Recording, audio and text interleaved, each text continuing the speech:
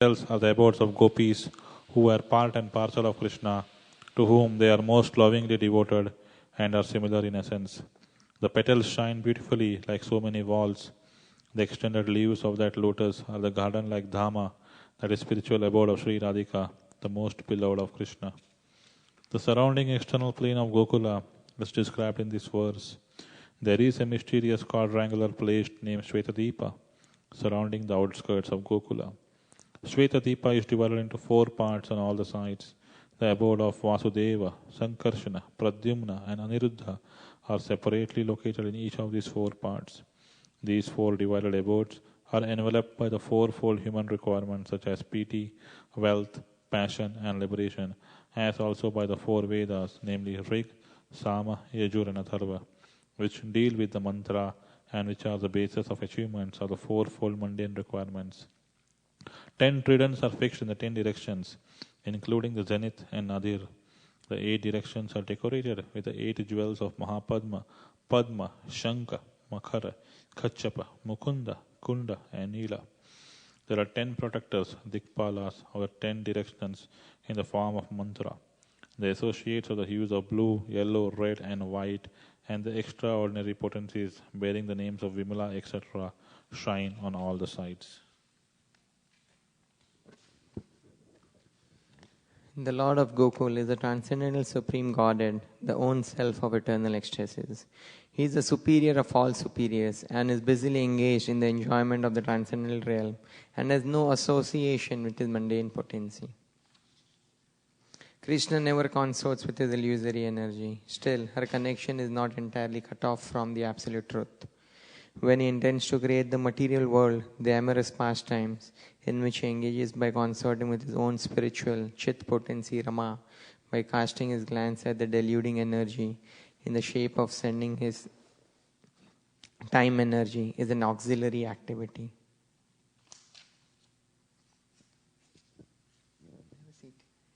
Darshan will start immediately. You can have a seat.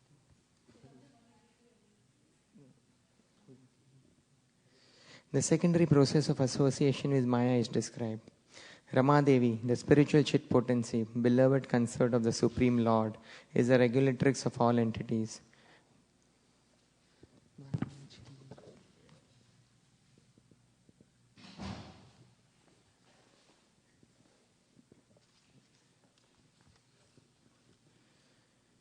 The divine plenary portion of Krishna creates the mundane world. At creation, there appears a divine hello of the nature of his own subjective portion, Swamsa. This hello is divine Shambhu, the masculine symbol or manifested emblem of the Supreme Lord. This hello is the dim twilight reflection of the supreme eternal effulgence. This masculine symbol is the subjective portion of the divinity who function as progenitor of the mundane world, subject to the supreme regulatrix Niyati. The conceiving potency in regard to mundane creation makes her appearance out of the supreme regulatrix. She is Maya, the limited, non-absolute, apar potency, the symbol of mundane feminine productivity. The intercourse of these two brings forth the faculty of perverted cognition, the reflection of the seed of procreative desire of the Supreme Lord.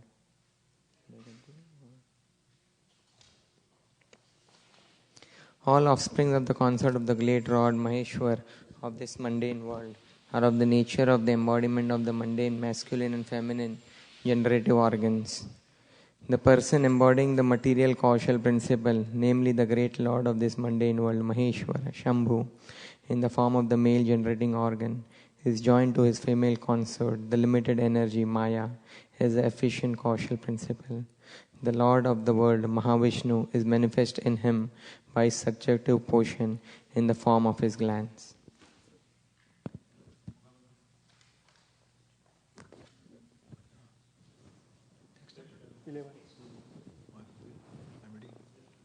How many do I read? 5. Okay.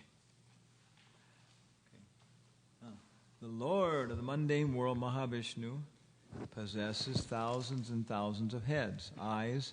He is the source of thousands and thousands of avatars in his thousands and thousands of subjective portions. Wow, this is the same as the what is it called? The Purusha Sukta, no? It's the same verse as the Purusha. Sahasra Sirsa Sahasra. Yeah. He is the creator of thousands and thousands of individual souls. The same Mahavishnu is spoken of by the name of Narayan in this mundane world. From that eternal person has sprung the vast expansion of water of the spiritual causal ocean.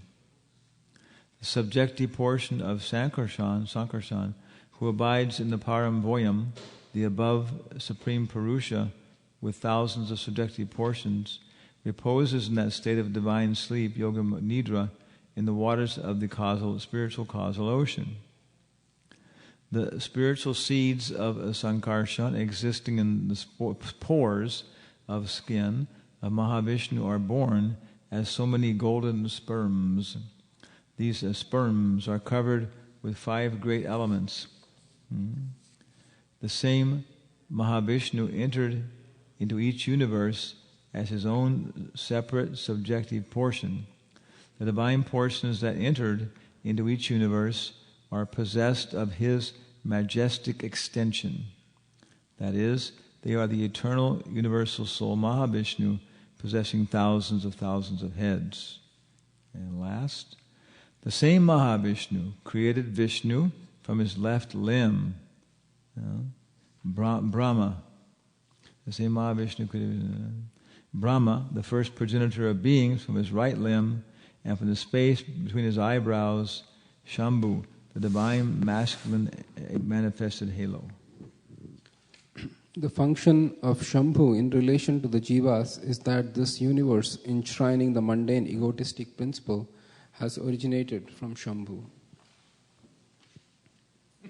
Thereupon, the same great personal Godhead, assuming threefold forms of Vishnu, Prajapati and Shambhu, entered into the mundane universe, plays the pastimes of preservation, creation and destruction of this world.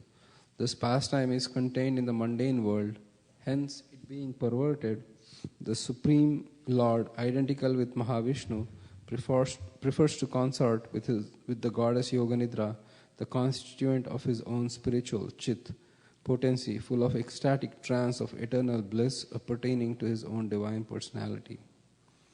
When Vishnu, lying in the ocean of milk, wills to create this universe, a golden lotus springs from his navel pit. The golden lotus with its stem is the abode of Brahma, representing Brahmaloka or Satyaloka. Before their conglomeration, the primary elements in their nascent stage remained originally separate entities. Non-application of the conglomerating process is the cause of their separate existence. Divine Mahavishnu, primal Godhead, through association with his own spiritual Chit potency, moved Maya, and by the application of the conglomerating principle created those different entities in their state of cooperation. And after that he himself consorted with Yoganidra by the way of his eternal dalliance with his spiritual Chit potency. By conglomerating all those separate entities, he manifested the innumerable mundane universes and himself entered into the innermost recess of every extended conglomerate, Virat Vigraha. At that time, jivas, who had lain dormant during the cataclysm, were awakened. The same jiva is eternal and is for eternity and without a beginning joined to the Supreme Lord by the tie of an eternal kinship. He is a transcendental spiritual potency. The divine lotus, which springs from the navel pit of Vishnu, in every way related by the spiritual tie with all souls, and is the origin of four-faced Brahma, versed in 4 Vedas. On coming out of the lotus, Brahma, being guided by the divine potency, turned his mind to the act of creation under the impulse of previous impressions. But he could see nothing but darkness in every direction. Then the goddess of learning Saraswati, the divine consort of the Supreme Lord, said thus to Brahma, who saw nothing but gloom in all directions, O Brahma, this mantra, namely Klim Krishnaya Govindaya Gopi Jana Vallabhaya Swaha, will assuredly fulfill your heart's desire. O Brahma, do thou practice spiritual association by means of this mantra, then all your desires will be fulfilled.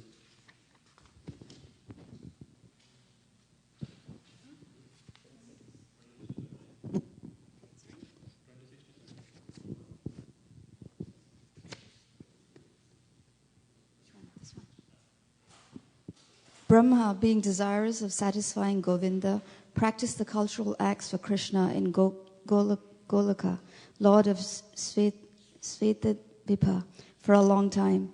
His meditation ran thus: there exists a divine lotus of 1,000 petals, augmented by millions of filaments in the transcendental land of Goloka.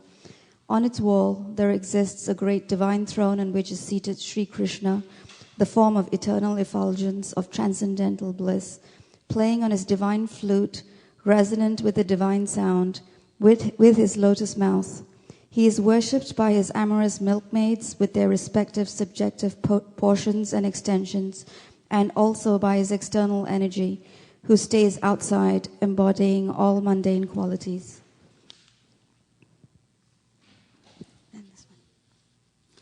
Then Gayatri, mother of the Vedas, being made manifest, that is imparted by the divine sound of the flute of Sri Krishna, entered into the lotus mouth of Brahma, born from himself through his 8 ear holes. The lotus-born Brahma, having received the Gayatri, sprung from the flute song of Sri Krishna, attained the status of the twice-born, having been initiated by the supreme primal preceptor, Godhead himself.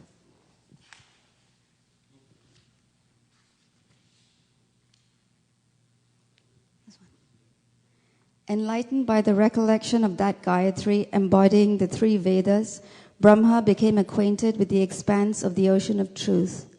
Then he worshipped Sri Krishna, the essence of all Vedas, with this hymn: I worship Govinda, the primeval Lord, the first progenitor who is tending the cows, yielding all desire in abodes built with spiritual gems, surrounded by millions of purpose trees, always served with great reverence and affection by hundreds of thousands of Lakshmis or Gopis. I worship Govinda, the primeval Lord, who is adept in playing on his flute, with blooming eyes like lotus petals, with head decked with peacock's feather, with a figure of beauty tinged with the hue of blue clouds, and his unique loveliness charming millions of cupids.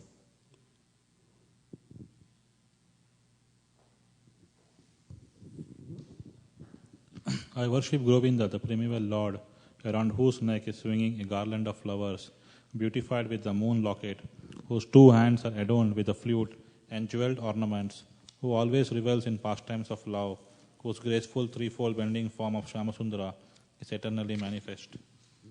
I worship Govinda, the primeval Lord, whose transcendental form is full of bliss, truth, substantiality, and is thus full of the most dazzling splendor. Each of the limbs of that transcendental figure possesses in himself the full-fledged functions of all the organs, and eternally sees, maintains, and manifests the infinite universes, both spiritual and mundane. I worship Govinda, the primeval Lord, who is inaccessible to the Vedas, but obtainable by pure unalloyed devotion of the soul, who is without a second, who is not subject to decay, is without a beginning, whose form is endless, who is the beginning and the eternal Purusha, yet he is a person possessing the beauty of blooming youth.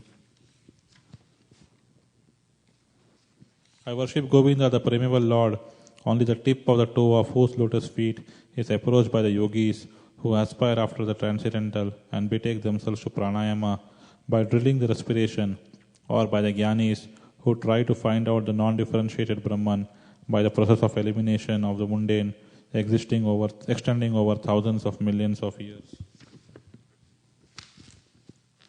He is an undifferentiated entity, as there is no distinction between potency and the possessor thereof. In his work of creation of millions of worlds, his potency remains inseparable. All the universes exist in him, and he is present in his fullness in every one of the atoms that are scattered throughout the universe at one and the same time. Such is the primeval Lord whom I adore. I adore the same Govinda, the primeval Lord, in whose praise men who are imbued with devotion sing the mantra Shuktas told by the Vedas, by gaining their appropriate beauty, greatness, thrones, conveyances and ornaments. I worship Govinda, the primeval Lord, residing in his own realm Golok with Radha, resembling his own spiritual figure, the embodiment of the ecstatic potency possessed of the 64 artistic activities, in the company of her confidence, Sakhis, embodiments of the extensions of her bodily form, permeated and vitalized by his ever blissful spiritual rasa. Page 74. I worship Govinda, the primeval Lord, who is Shyamsundar, Krishna himself, with inconceivable, innumerable attributes, whom the pure devotees see in their heart of hearts, with the eye of devotion, tinged with the salve of love. I worship Govinda, the primeval Lord, who manifested himself personally as Krishna and the different avatars in the world in the form of Ram, Narsimha, Vaman, etc. as a subjective portions. I worship Govinda, the primeval Lord, whose effulgence is the source of the non-differentiated Brahman mentioned in the Upanishads, being differentiated from the infinity of glories of the mundane universe, appears as the indivisible, infinite, limitless truth. I'll follow you. I will follow you, sir. I worship Govinda, the primeval Lord, who is the absolute substantive principle, being the ultimate entity in the form of support of all existence, whose external potency embodies the threefold mundane qualities, namely Sattva, Rajas and Tamas, and diffuses the Vedic knowledge regarding the mundane world. I worship Govinda, the primeval Lord, whose glory ever triumphantly dominates the mundane world by the activity of his own pastimes, being reflected in the mind of recollecting souls as the transcendental entity of ever blissful cognitive rasa. Lowest of all is located Devi Dham, mundane world. Next above it is Mahesh Dham, abode of Mahesh. Above Mahesh Dham is placed Hari Dham, abode of Hari, and above them all is located Krishna's own realm named Golok. I adore the primeval Lord Govind, who has allotted their respective authorities to the rulers of those graded realms. The external potency Maya, who is of the nature of the shadow of the Chit potency, is worshipped by all people as Durga, the creating, preserving, and destroying agency of this mundane world. I adore the primeval Lord Govinda, in accordance with whose will Durga conducts herself. Just as milk is transformed into curd by the action of acids, but yet the effect curd is neither same as nor different from its cause, namely milk, so I adore the primeval Lord Govinda, of whom the state of Sambhu is a transformation for the performance of the work of destruction. The light of one candle being communicated to another candle, although it burns separately in them, is the same in its quality. I adore the Lord Govinda, who exhibits himself equally in the same mobile manner in his various manifestations. I adore the primeval Lord Govinda, who assumes his own great subjective form, which bears the name of Sesha, replete with the all-accommodating potency, and reposing in the causal ocean, with the infinity of worlds in the pores of his hair, enjoys creative sleep, yoga nidra. Brahma and other lords of the mundane world, appearing from the pores of the Mahavishnu, remain alive as long as the duration of one exhalation of the latter. I adore the primeval Lord Govinda, of whose subjective personality Mahavishnu is the portion of portion. I adore the primeval Lord Govinda, for whom the separated subjective portion Brahma receives his power for the regulation of the mundane world, just as the sun manifests some portion of his own light in all the effulgent gems that bear the name of Surya Kanta, etc. I adore the primeval Lord Govinda, whose lotus feet are always held by Ganesh, upon the pair of tumuli protruding from his elephant head, in order to obtain power for his function of destroying all the obstacles in the path of progress of the three worlds. The three worlds are composed of 9 elements, namely fire, earth, ether, water, air, direction, time, soul, and mind. I adore the primeval Lord Govinda, from whom they originate, in whom they exist, and into whom they enter at the time of the universal cataclysm. The sun, who is the king of all the planets, full of infinite effulgence, the image of the good soul, is as the eye of this world. I adore the primeval Lord Govinda, in pursuance of whose order the sun performs his journey mounting the wheel of time. I adore the primeval Lord Govinda, by whose conferred power are maintained the manifested potencies that are found to exist, of all virtues, all vices, the Vedas, the penances, and all jivas from Brahma to the meanest insect. I adore the primeval Lord Govinda, who burns up to their roots all fruitive activities of those who are imbued with devotion, and impartially ordains for each the due enjoyment of the fruits of one's activities, of all those who walk in the path of work in accordance with the chain of their previously performed works, no less in the case of the tiny insect that bears the name of Indragopa than in that of Indra, the king of the Devas. I adore the primeval Lord Govinda, the meditators of whom, by meditating upon him under the sway of wrath, amorous passion, natural friendly love, fear, parental affection, delusion, and reverence and willing service, attain to their bodily forms befitting the nature of their contemplation.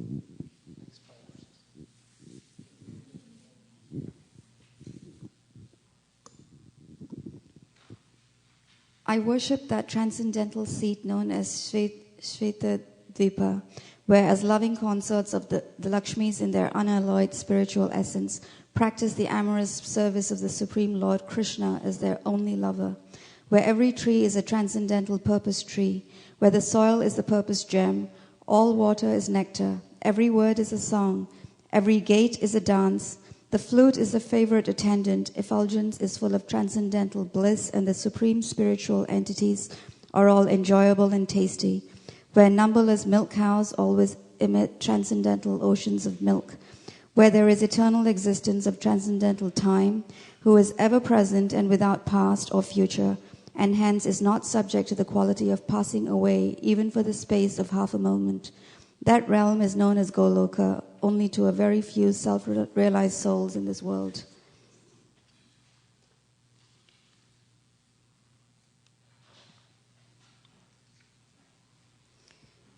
On hearing these hymns containing the essence of the truth, the Supreme Lord Krishna said to Brahma, Brahma, if you experience the inclination to create offspring by being endowed with the real knowledge of the glory of Godhead, listen, my beloved, from me to this sign set forth in the following 5 slokas. When the pure spiritual experience is excited by means of cognition and service, bhakti, super excellent unalloyed devotion characterized by love for Godhead is awakened towards Krishna, the beloved of all souls.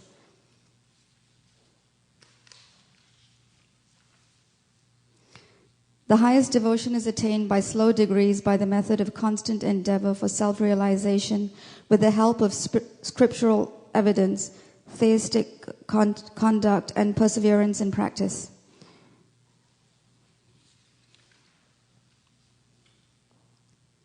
These preliminary practices of devotion, sadhana bhakti, are conducive to the realization of loving devotion, than whom there is no superior well-being, who goes hand in hand with the attainment of the exclusive state of supreme bliss, and who can lead to myself. Abandoning all meritorious performances, serve me with faith. The realization will correspond to the nature of one's faith. The people of the world act ceaselessly in pursuance of some ideal. By meditating on me by means of those deeds, one will attain devotion characterized by love in the shape of the supreme service. Listen, O Vidhi, I am the seed, the fundamental principle of this world of animate and inanimate objects. I am pradhana, the substance of matter. I am prakriti, material cause, and I am purusha, efficient cause. This fiery energy that belongs specially to the Brahman that inheres in you has also been conferred by me. It is by bearing this fiery energy that you regulate this phenomenal world of animate and inanimate objects. Is that it? Shri Brahma Samhita ki jai.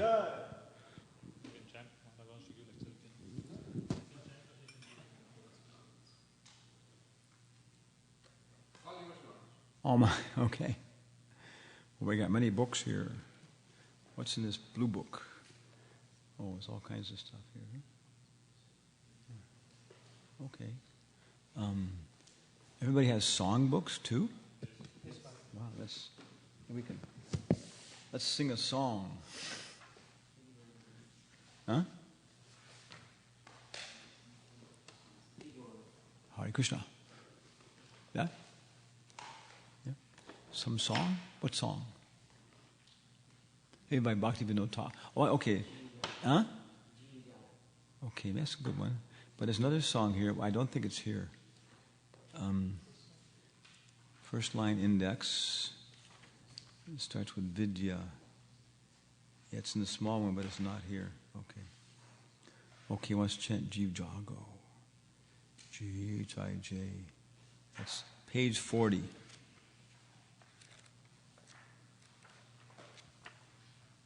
This is by Bhakti Vinod Thakur. My goodness. Part 2. This is Arunadaya Kirtan. Part 1 is Udilo Aruna Pura Babagi, which is very nice also. Okay. And I need something to hold this down. And I got it. My bead bag will do it. More or less. Jeev Jago, Jeev Jago, Gora Chanda Bole, Kota Nidra Jayo Maya, Pisachira Kole.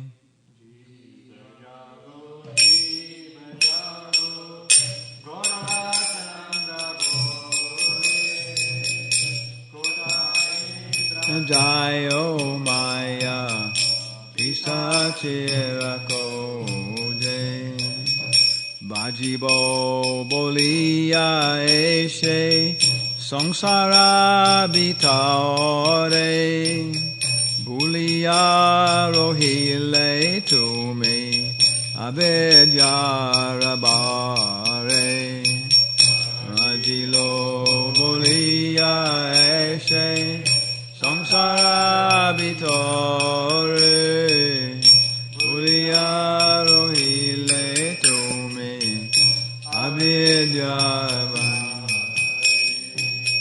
Tomare Loite Ami Hoinu Avatara Ami Bena Banduara Keache Tomara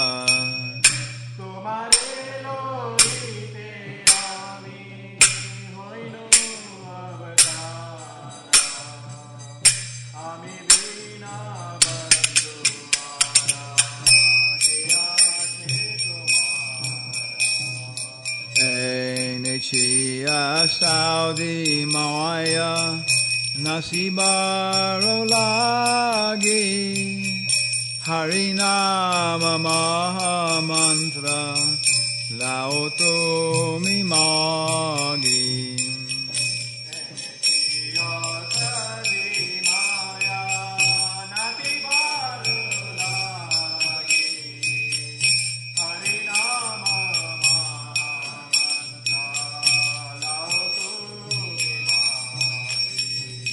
Bhaktivedanta Prabhu Charane Padeya Say Harinama Mantra Loilo Magiya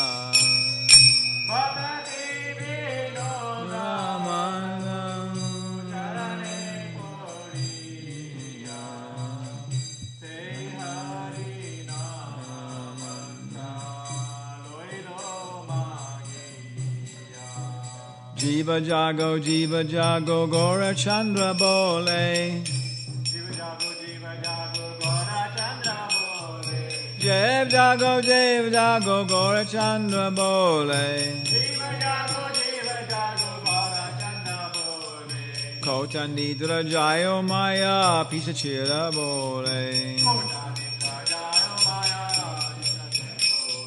Kota Nidra Jao Maya Pisa Chira Kole.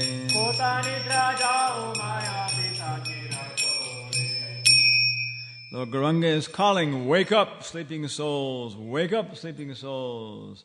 You have slept so long on the lap of the witch, Maya. Somebody else read? With great enthusiasm. You came into this world of birth and death, saying, My Lord, I will certainly worship you, but you have forgotten this promise and remained in great ignorance. I have descended just to save you. Except for me, who is your friend?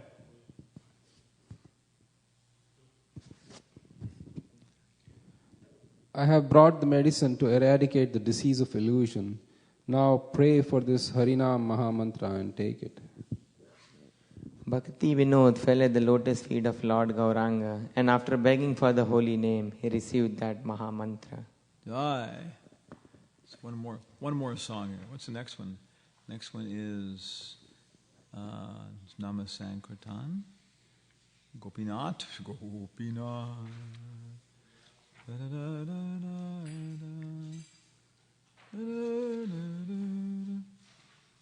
Okay. Why not Manasa Deho Geho? Page 51. Goes on to two pages. Well, it's long, 8 verses. Okay, we can do that. Manasa Deho Geho Yo Kichumor Arpilun Tuya Pada Nanda Kishora Manasa Deho Geho Yo Kichumora Arpilotu ya pade Nanda Kishoram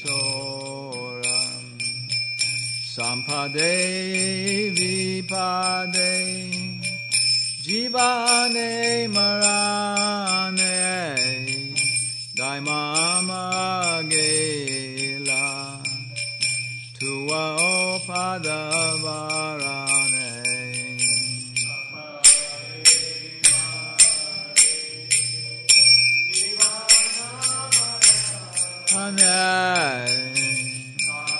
Mamagela Opadavarane Marobi Rakobi Yoicha Tohara Nitya Dasa Prati Tuya Adhikara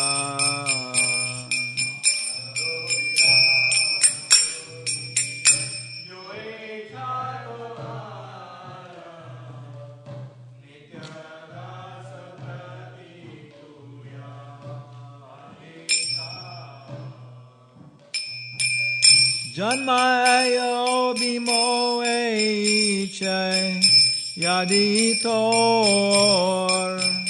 Bhakta grihe jani danma how more Eicha yaditor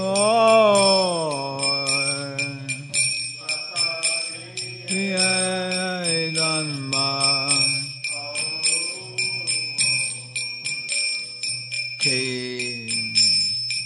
Kita jamai hao yata tu yada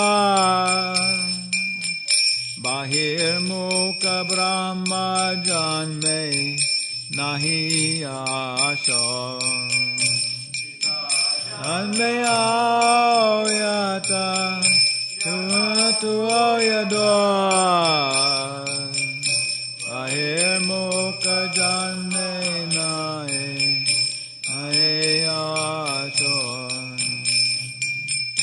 Bhukti mukti spriha bina ye bhakta labaita tanko sangha anurakta.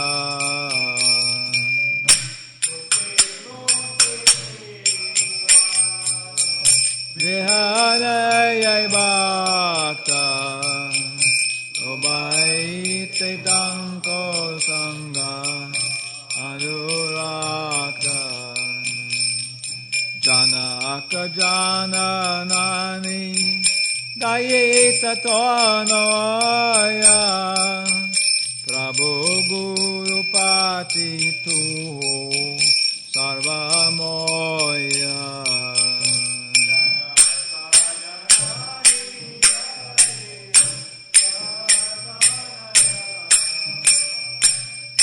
Prabhu Guru Pati tu sarvamoya. Bhakti eve noda kohe shunokana radhanata tuha hamar paranana. Noda kohe shunokana radhanata tuha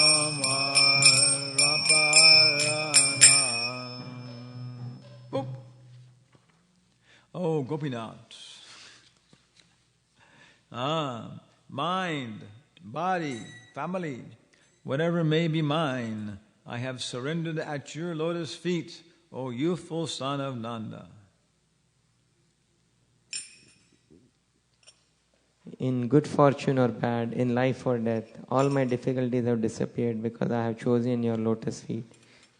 I have chosen those lotus feet of yours as my only shelter. Slay me or protect me as you wish, for you are the master of your eternal servant.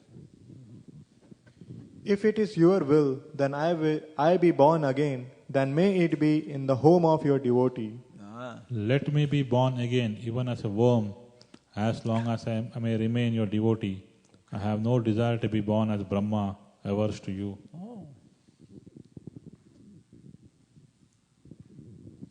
I yearn for the company of that devotee who is completely free of all desire for worldly enjoyment or liberation.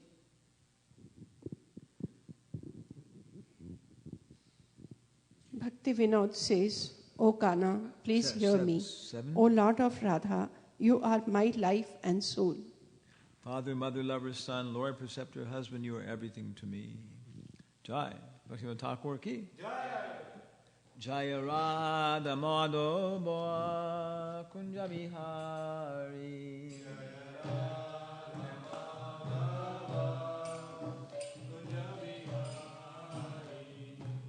Gopijana Balava Girivara Dori.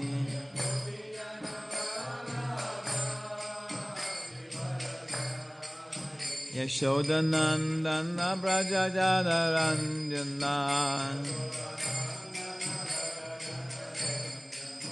Jamuna Tira Vanachari Jaya Radha Madhava Kunja Bihari.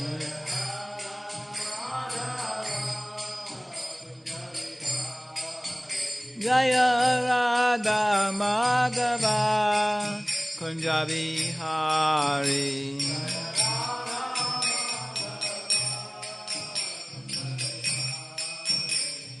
Gopi Jana Balaba Girivaradari.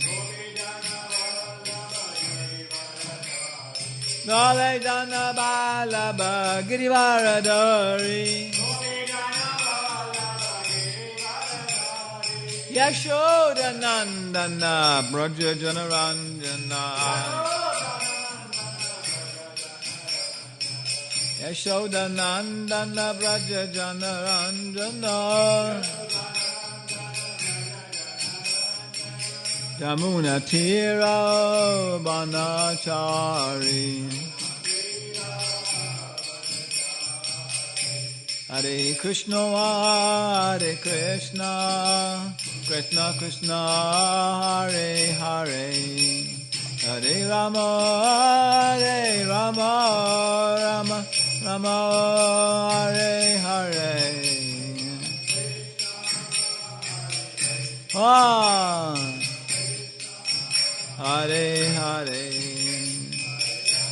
Hare Rama. Jaya Radha Madhava Kunda Bihari.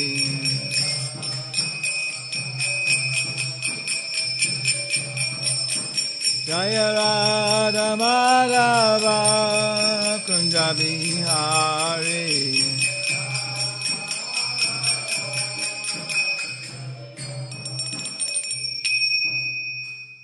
Shri Radha Madhava Astasaki ki jai.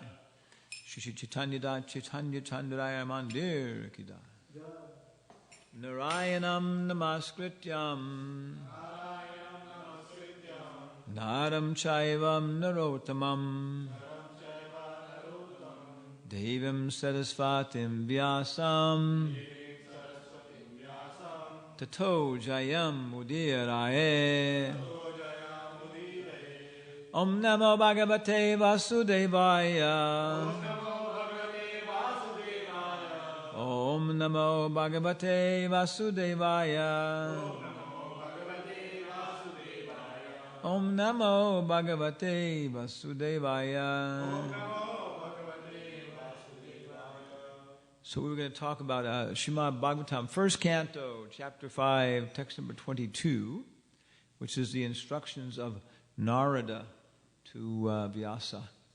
So, of course, there are so many books in the world, like that. And out of all of these, the Vedic literatures are among the most profound, everything else like that, richest, you know. Again, we always make this quote, if you look in the Encyclopedia Britannica, it talks about all the countries. Ethiopia, Brazil, Russia, Ecuador. What else we got? Yeah, a lot of countries. So it talks about their history, their geography, what else? Their literature sometimes, like politics. But only one country in the whole Encyclopedia Britannica does it talk about the philosophy of that country. And that country is Mera Bharat Mahan. Yeah. But what is it? It's a land of philosophy. One time, Prabhupada says, in 100 years, India will never catch up with the West in technology. It's not designed for that. You know? If you want good automobiles, you take good machines. Good machines, you take birth in what country? Right? If you want good machines, which country do you take birth in? Germany. Okay. If you want romance, yes. If you want espionage and clever spy dealings, yes, James Bond, Sherlock Holmes, yeah. If you want good food, Italy, pizza, all over the world is famous, yeah. And if you want a good court system, clean justice, everything organized, Switzerland, yeah. This is the European heaven. The European hell. The British are the cooks, the Germans are the police officers, the French are the mechanics, the Swiss are the lovers, and the Italians are the judges. You know? So everybody has their karma, every country, every person, like that, so on. You know? America, land of innovation, you know, new ideas, new things like that, so on. So India is a land of philosophy, you know, land of culture. There's a bibliography which is kept by Indologists, big universities, professors. It's called the Catalogus Catalogorum. And it's a list of all known ancient Sanskrit texts on the planet. So when it was last published, it included over 160,000 ancient Sanskrit texts like that. Yeah. Dealing with law, medicine, architecture, Vastu Veda, Ayurveda, Gandharva Veda, Danda Veda, so much. And of course, during the colonial period, the British, the Spanish in South America, they tried to cover all this indigenous knowledge, all these things that people had, other cultures. The only culture in the world of any value is British culture, or Northern German culture, or Spanish. But it's not. There's so many other things in the world, far surpassing European culture. And so, of course, that is the literature, the philosophy. So the very beginning of the Bhagavatam, it says, Nigama kalpataror galitam palam. The Srimad Bhagavatam is the ripened fruit of the tree of Vedic literature. Not only is it the best of all the Vedic literatures, but it's the essence of everything else too. So what is the need for any other scripture? People who know the Bhagavatam, when Dr. Rao, who's a big professor, emeritus professor of Sanskrit literature from Madras University, and he was getting lecturing at Oxford to the PhD students, and he said, I've read all the major Sanskrit literature, and most of the minor literature.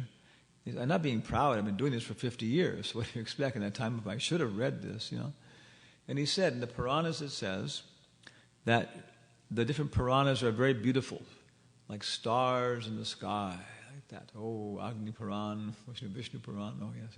They're very beautiful and impressive like that. Until the moon of Srimad Bhagavatam comes up. Oh, he's bigger than we are, like that. Ooh, And he said, it's not an exaggeration. For the beauty of the poetry, for the depth of the philosophy, and for the sophistication of the grammar, so Srimad Bhagavatam is in a class by itself. Ramayana is conversational Sanskrit. Mahabharata is a little bit more sophisticated. Srimad Bhagavatam will test your abilities in Sanskrit. There's Puranic Sanskrit, but there's also Vedic Sanskrit in here, going all the way back to the Vedas themselves. So it's a fact. It's a class by itself. It's the literary incarnation of God. So it starts off in Naimish Aranya. What does Naimish Aranya mean? What does Aranya mean? Aranya means? What does Naimish mean? Huh? I'll give you a hint right now. I'll give you a hint. Yeah, it's the time it takes to blink your eyes. So Lord Vishnu's gaze at that forest doesn't deviate more than one blink. So whatever you can get away with in one blink, you can do. Other than that, Vishnu is going to see everything, good and bad. So it's a very wonderful place to do sacrifice, like that and so on. So sages had assembled there, and they were doing fire sacrifices. Om Agneyaya Swaha, Om Tat Sat Swaha, Swaha, for the benefit of everybody. But it wasn't working. Kali Yuga was coming. So they had Sutta Goswami, they had him sit down, they said, now please, you become our preceptor, give us some guidance here, what to do, what is the proper sacrifice for this time? The only result of this Agnihotra, fire sacrifice, is that our bodies are turning black from the smoke. So there's got to be something which is going to work, So, what is the best of all these literatures? So much literature. What is the essence of Dharma? What are the incarnations? What are the different significance of all these incarnations? What's their message? And especially the incarnation of Krishna. So those are questions. So he answers those very nicely, and his conclusion is that the essence of all literature and the literary incarnation of God is the Srimad Bhagavatam. Okay? Like that. That's in chapter 3. He finishes like that. And the sages say, you're saying Srimad Bhagavatam, but Vyasadeva had already compiled, the Vedas, Vedanta Sutra, Mahabharata, Ramayana, and then all the Puranas. So why did he take the time to compose this big book? And his son, you say he taught it to his son, and you heard it from him. His son, Sukadeva Goswami, was self-realized soul. He was liberated from every circumstance like that. So why did he take the impetus, take the trouble to learn this big scripture? So then, starting in chapter 4, 4, 5, 6, explains the meeting of Vyasa. How Vyasa met with Narada and then had this impetus, Because Vyasadeva was feeling unhappy. He'd been a good devotee, Sankirtan devotee, distributing books, brahmachari. Then he left, went out, got married, opened up a vegetarian restaurant, was participating in animal rights movements, teaching hatha yoga, fat-reducing yoga, like that, so on, and preaching. I'm preaching, like that, so on.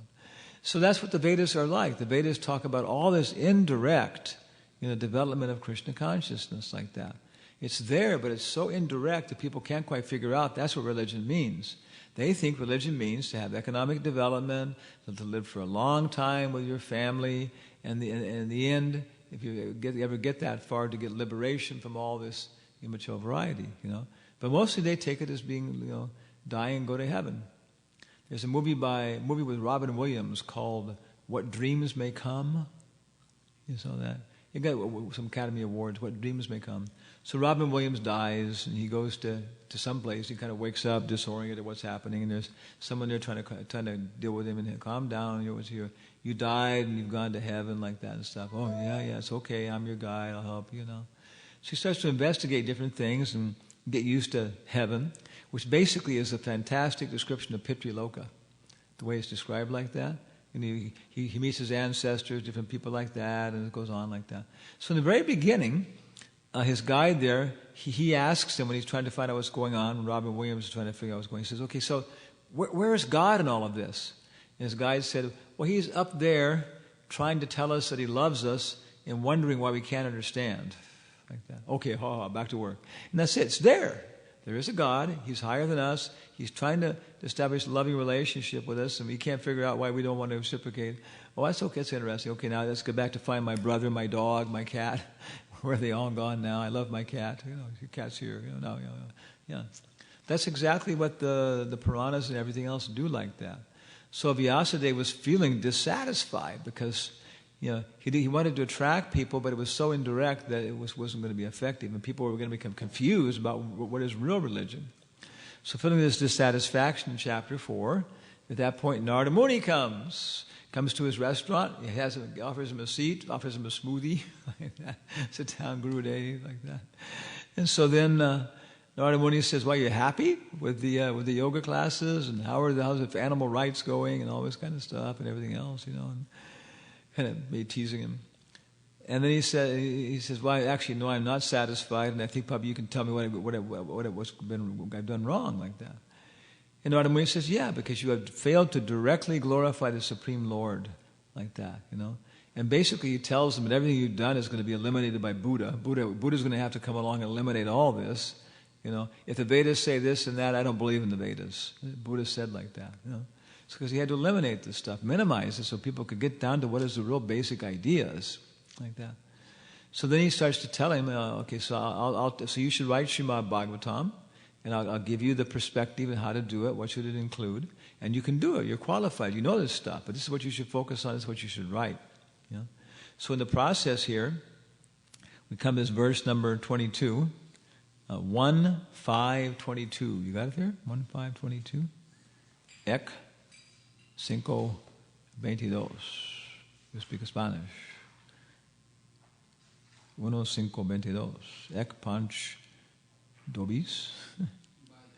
Vice. Idam hi pumsas tapasya shutasya va. Idam hi pumsas tapasya sutasya va. Svistasya suktasya cha buddhi dattayaho. Svistasya suktasya cha buddhi dattayaho. Avichyuttorata kavibir nirupito. Avichyuttorata kavibir nirupito. Yadutama shloka gunanuvarnanam. Bolayega.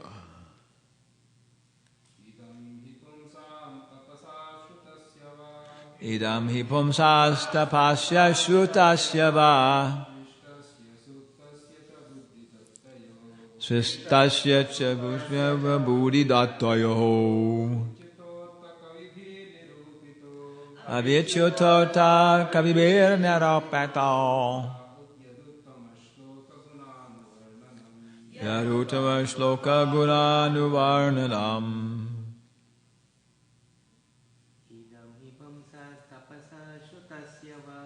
Idam hi pumsas tapasya shutasya va. Svindasya suktasya cha bodhidataya. Abhikshyato tota kabibir naropeto. Yarutam shloka gurani varinam. Idam. This. He. Certainly. Pungsam. Of everyone. Tapasya. By dint of austerities. Shutasya. By dint of study of the Vedas. Va. Or. Svistasya. Sacrifice. Suktasya. Spiritual education. Cha. And buddhi. Culture of knowledge. Datayaho. Charity. Abhichutaho. Infallible. Artaho. Interest. Kabibi. By the recognized learned persons. Nirupitoho. Concluded.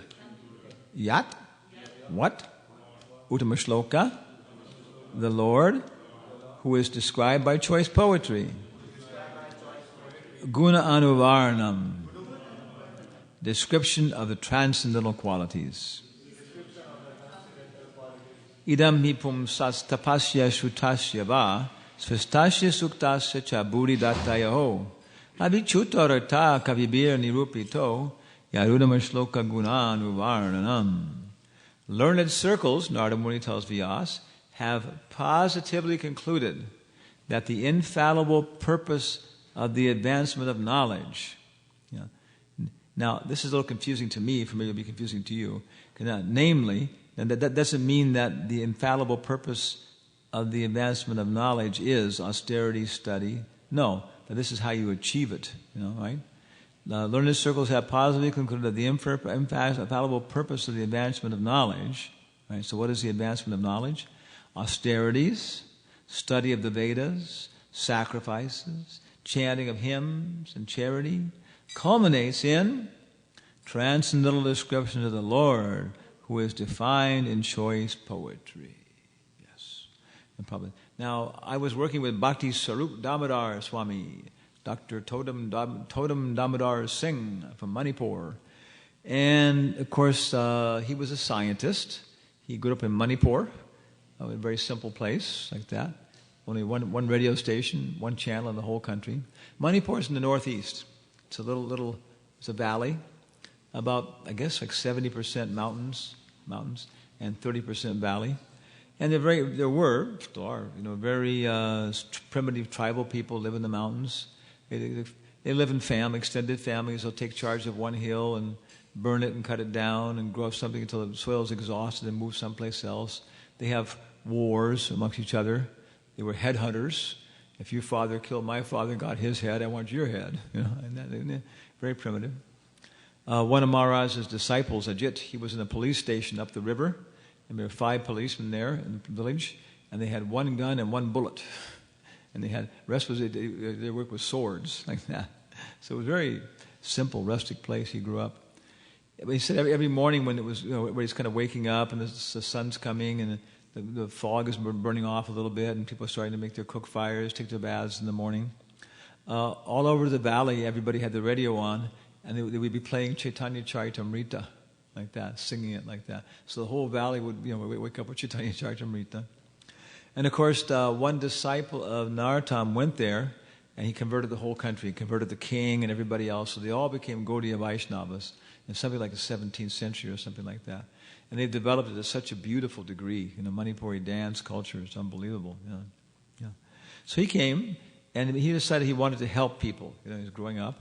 And so he wanted to become a chemist, to make medicines, to help people. So he advanced to the point where he got a scholarship to Calcutta. And for a boy from Manipur at that time, that was really incredible, you know. And he kept on working hard, and then he got a scholarship to Syracuse, New York, someplace like that. He did well there. Then he got a scholarship to UC Irvine, like that. And then he was doing this PhD there in physical organic chemistry. And a person working with him was an Indian, and he said, "Oh, you should go visit the Hare Krishna temple here," like that, and so on. So he had this impression the Hare Krishnas were all reformed drug addicts, like that, and hippies and stuff who'd taken to Hare Krishna yoga, and he thought, "No, I don't want to go see those people," you know. So he kept pulling him. So finally, he went there with his friend, and he met Prabhupada. Prabhupada was there, and everything changed, like that. So Prabhupada told him, "You should, go on with your Manipuri culture. It's the best manifestation of us. Go to your Vaishnava thing, and support this work. But you should also finish your PhD." So when he met Prabhupada, he just wanted to abandon everything, forget it, I'll just become a full-time devotee. And Prabhupada said, "No, you got to finish your PhD. What is it worth?" And he said, "Because you can preach in this area." Okay, so he's, "All right, I'll do it," you know. So he moved his bed right into the laboratory because he had to, do these experiments with the chemicals, get the results, and then do other chemicals a little bit different, and keep doing it like that to get the results. So most people, what they would do is they would do maybe 3 tests during the day and come back the next day and 3 more. But he just did all night. He would sleep for like 45 minutes and wake up like that. So he finished his PhD off in half the time as everybody else. And it was very, very interesting results. So he got a good award, and his professor was awarded. Okay, that was it. Then he became a full-time devotee. And then Prabhupada engaged him in the work of this Bhakti Vedanta Institute, right? It's going on now in San Francisco with Rasaraj Das, like that, and so on. But in the beginning, Maharaj was one of the founders and stuff like that. And Prabhupada established it for preaching to the scientists, right? Yeah. It's changing now, but before there were even like sociological studies, like there may be like 50 people, different kinds of people, clergyman, doctor, research scientist, musician, newspaper reporter, and who do you think is the most knowledgeable and the most honest? And it came out as research scientists, and a priest or a clergyman came down about the middle of the thing like that, so on, yeah. So this is it. Science has become our predominating way of knowing, and everybody wants to get scientific technology, get a degree like that in science and engineering. Science will give us health. Science will give us defense. Science will give us communication. Science will give us entertainment. Science will let us know who we are ultimately, like that. Yeah. That's the idea. And the idea is because everybody wants to know who we are, what are we, how should we live, what is the goal of life, what is happiness. And so, for the most part, Prabhupada was always talking about the rascal scientists, not the bona fide scientists. The rascal yogis, the rascal mayavadis, and the rascal scientists. Doesn't mean they're all rascals, But in many cases, what is the idea? What is Albert Einstein? He said many people who formed the science, Heisenberg, Einstein, de Broglie, James Jeans, they had a very limited idea that this is meant to focus on a certain area. Religion and other things were quite powerful at that time. But no, we want this rational world has been developing since the time of Descartes. We've got a whole rational ideas. At the time of Descartes, French philosopher, Dharma divided in 2 parts. A Brahmana is supposed to know what is the world and how to use it properly, like that. But this time it's separated, so the university went one direction and the church went another direction. So intuitive life, scriptural sources, they went this way. Other way, the rational life, direct observation went that way. So there's always this kind of problem in the West about knowledge, which is not there in Dharma. Bhagavatam will teach you how the world works. You can apply that in Ayurveda, Gandharva Veda, Vastu Veda, like that, and do all the things you need, like that. But you'll know why to do it at the same time. Albert Einstein said, science can tell us how things are, but it can't tell us how they should be. Right? There's an airplane going across the Pacific Ocean, like that, thousands and thousands of miles, maybe about 1943 or something, whatever it is. It's named the Enola Gay. Do you know this airplane? This is the one that delivered the first bomb I guess it was Nagasaki. Hiroshima got the first one. And hundreds and hundreds of miles over just blank water, So scientific navigation, everything else, they arrive in Japan. They arrive there. Okay, now we're only, 35 miles from the actual bombing target. So the pilot to bombardier, open the bomb bay doors. Bomb bay doors open. Arm the instrument. Okay, instrument is armed, all lights green. Okay, 35 miles to target. Bombardier, you are flying the airplane. And then the pilot's control passes to the bombardier, who goes exactly like that. 10, 9, 3, 2, 1. I'm not going to do it. I'm not going to push the button. Why not? It's wrong. What do you mean? It's wrong. So, yeah, science can tell you how to get there. Science can give you the weapon. Science, but it can't tell you if it's right or wrong. See? This is Albert Einstein's point. Very beginning is that it's a whole separate thing. Actually, one argument was to drop the bomb off the shore and show the Japanese people this is what we got, like that, so on. So just give up. We don't want to use these things. But the military said, no, political science. We've dealt with these people. Even if we annihilate every single one of them, they'd rather die, than sacrifice their honor. So you've got to hit them hard, shock them, and maybe at that point they'll give up. Other than that, if we give them a chance to psychologically adjust to this, they'll go on fighting. And millions of Americans have to die and everything else. So that's political science. It's not ethics and morality. So then they decided this way, So it's right in the very beginning then, is that we can talk about this as science the way it's structured, But of course the hard scientists, the atheistic scientists will say, well, no, eventually science will also explain what is ethics and morality. It's all being produced from chemicals, it's all being produced from matter, like that. So it's a very big area, What about abortion? Abortion's okay? It's just a chemical cleanup. That's the whole point. What is life? The modern idea is that life is simply a manifestation of the chemicals in a certain form like that. Where did it come from? It came from evolution. Yeah, predominating idea. And people try and teach something else, and the courts reject it. Science has to be taught in the schools to children. They take the children to these big, expensive museums which show the dinosaurs and all this kind of stuff, So it's meant to include a certain philosophy. What was in the beginning?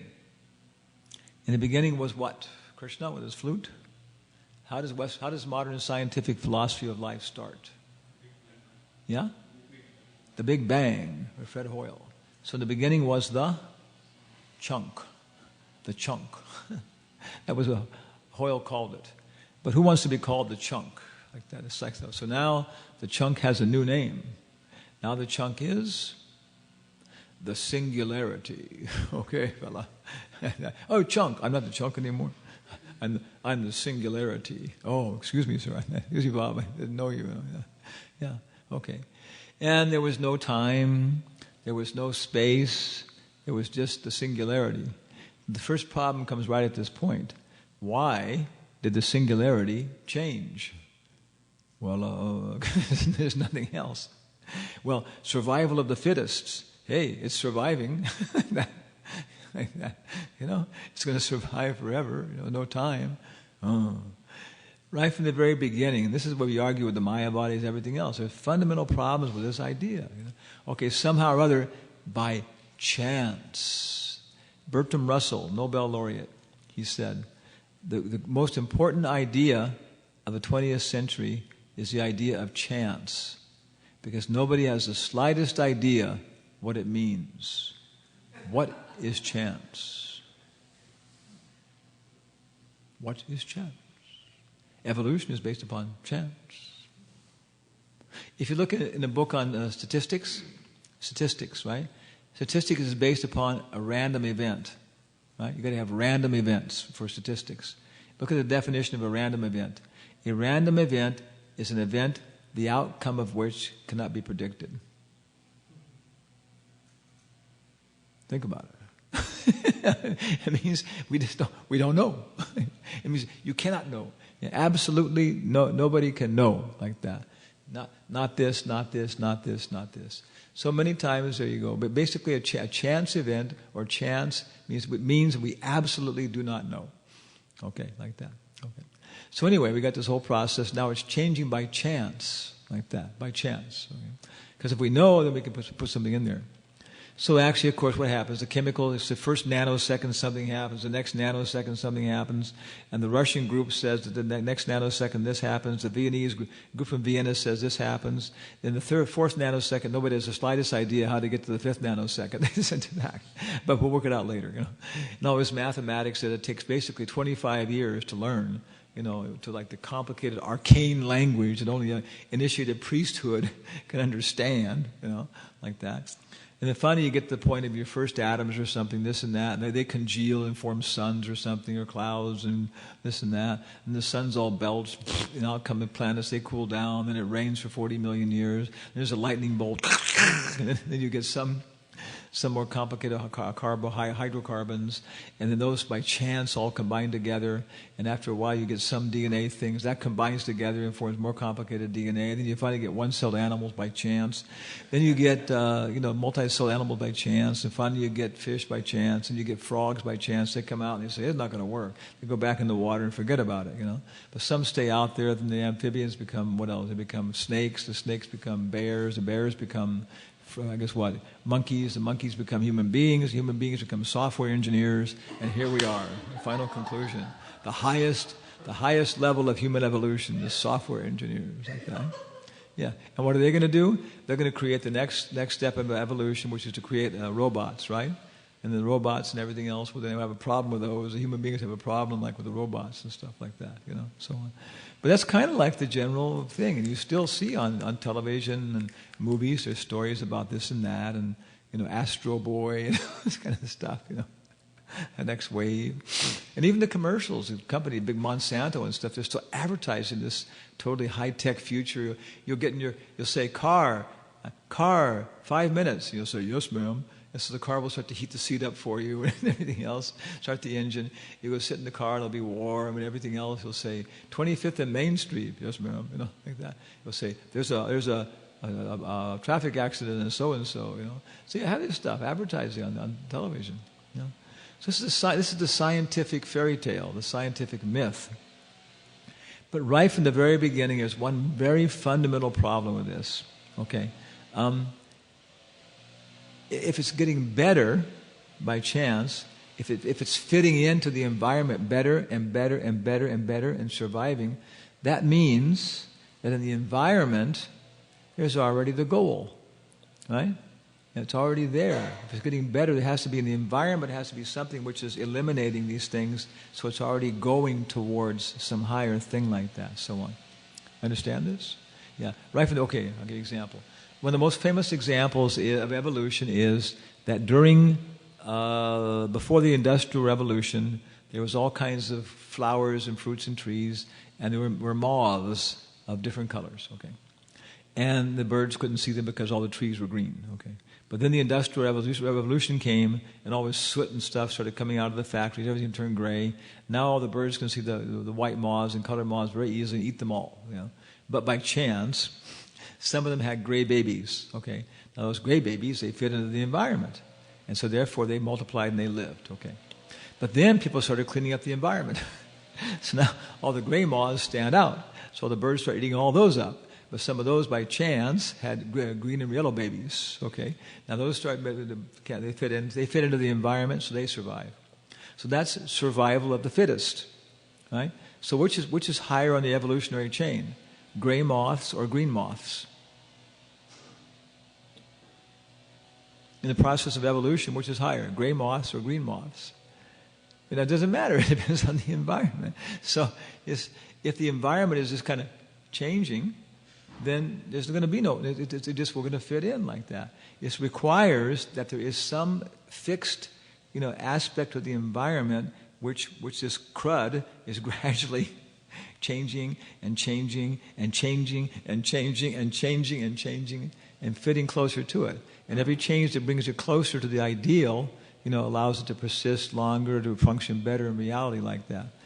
Darwin himself realized this problem with evolution. So Darwin did not present exactly evolution, survival of the fittest.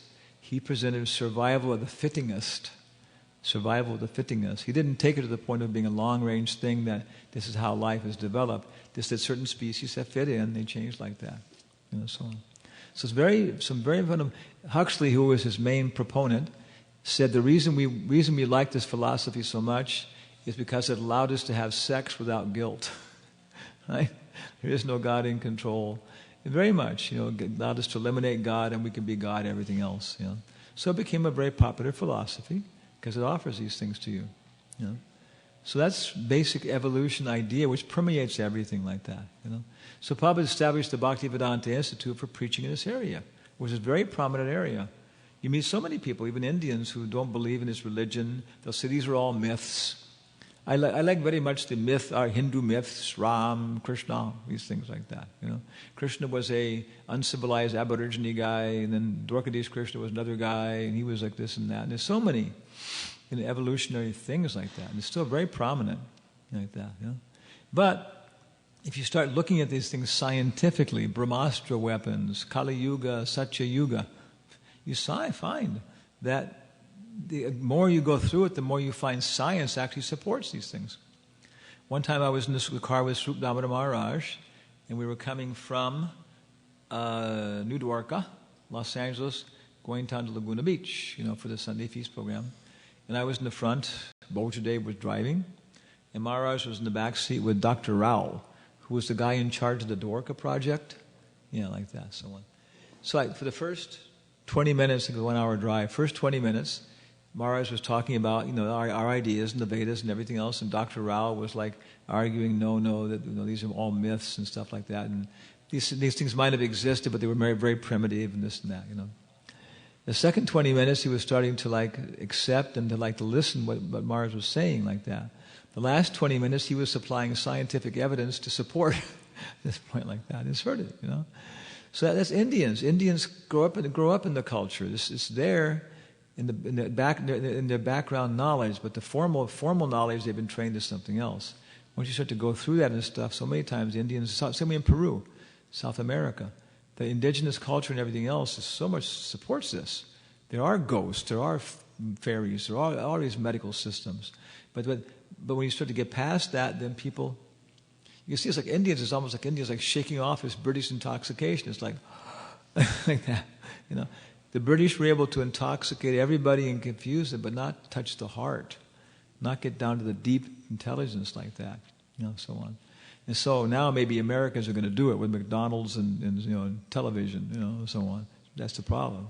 But still, at heart, Indian people, they had it. There were mystics, there were yogis. All these things exist. People have contact with these things, other countries and so on. And so, if you preach properly, so many people, Indians especially, and also South America, we go down there, in their cultures, they can appreciate these things. Most of science comes out of northern Germany. Right? Northern Germany, it's cold. It's 50 below zero centigrade, right? 35 below zero centigrade. If you spit, it freezes in the air, like that, right? Yeah. Devotees from it's on television. I'll say it here. Devotees from Canada tell me at 50 below zero, if you urinate, it freezes in the air. I don't know how they examine this. When you're in Canada, 50 below zero, you have to go to work. Every morning they'll announce, exposed flesh freezes in 60 seconds. Exposed flesh freezes in 45 seconds. Everybody has to know that. You got to get your gloves out to do something. I know I got 1 minute before it turns to ice, like that. Yeah. So that's northern Germany, places like that. So what kind of technology do you develop? Bananas, mangoes, grass houses. No. You develop steel, iron, precision. You've got to get from here to here, and nothing can get in your way, And so American Indians, indigenous people in America, they say you European people, which is basically northern German people, are very, very good metal workers, right? What do the American Indian people call the railroad? The iron horse, like that. What do they call the telegraph? talking wire like that. Yeah, you see. They see, they're right. And what is all this high-tech computer industry? It's metallurgy. For them, same thing. It says, your people are very good metal workers. And that we came out of that culture, precision, metal, that kind of stuff. Other cultures don't need that. You can get there tomorrow. There's bananas along the way. You sleep under a tree. Chop things down. You go to, and so Peru and places like this, which are designed for human beings, where human beings are supposed to live, palm trees, you discover they have a whole different kind of technology and science and stuff like that. So because we have this kind of developed perspective, it's very, very brutal, violent. So the Bhagavatam is very nice. If you start to study this, investigate it, you see I've been doing it a long time myself. I started in electrical engineering, changed to biological engineering, and graduated in psychology. Okay. Before I ever started college, I was building super heterodyne 5-stage AM radios with 12 AU7 and 5U4 vacuum tubes, like that. Yeah. So I really got into it and stuff. I investigated, which we have to do. You have to investigate it. Electrical engineering, okay, yes, I can do that. Biology, another machine. What's like psychology? Oh, we're all robots. Ah, God, yeah. Improvisational theater, oh, they had very subtle things. And finally I met devotees and then satisfied and so on, So everybody has a particular perspective. My nature is like cultural anthropology. Somebody else is a physicist. Or like Sariputta was an incredible mathematician and so on like that. So that was his nature to get into this stuff and preach. Everybody you have, Prabhupada says the whole verse here, the point is, learned circles have positively concluded that the infallible purpose of knowledge, of the advancement of knowledge, and the advancement of knowledge is austerity, studies, so on. Prabhupada says, human intellect is developed for advancement of learning. Right? Human intellect is developed for advancement of learning in art, science, philosophy, physics, chemistry, psychology, economics, political science, etc. And Sri Damodar Maharaj told me that Prabhupada told him he wrote this verse for preaching to the scientists. So purports are for different purposes. You'll see that. This one is for preaching to the scientists. By culture of such knowledge, the human society can attain perfection of life. This perfection of life culminates in the realization of the Supreme Being, Vishnu. Vishnu, not Krishna, Vishnu. The Shruti therefore directs that those who are actually advanced in learning should aspire for the service of Lord Vishnu. Unfortunately, persons who are enamored by the external beauty of Vishnu Maya do not understand that the culmination of perfection or self-realization depends upon Vishnu. Vishnu Maya means a sense enjoyment, which is transient and miserable. Those who are entrapped by Vishnu Maya utilize advancement of knowledge for sense enjoyment. Sri Narada Muni has explained that all paraphernalia of the cosmic universe is but an emanation from the Lord out of his different energies, because the Lord has set in motion by his inconceivable energy the actions and reactions of the manifested world, created manifestation. They have come out of his being, they have come to be out of his energy, and they rest in his energy, and after annihilation they merge into him. Nothing is therefore different from him. But at the same time, the Lord is different from everything else, right? The energy is not different. If I take a stick and start beating on our friend here, right? He will say, "Why are you beating me?" And I will say, "I am not beating you. The stick is beating you." Okay? Yeah. No, it's not. Yes, it's not. I'm not beating you, but there's an intimate relationship. There's no difference. Advaita.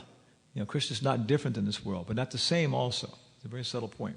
Actually, it's the most subtle point. Once you understand that, everything else is finished. Okay. When advancement of knowledge is applied in the service of the Lord, the whole process becomes absolute. The personality of Godhead and his transcendental name, fame, and glories are all non-different from him.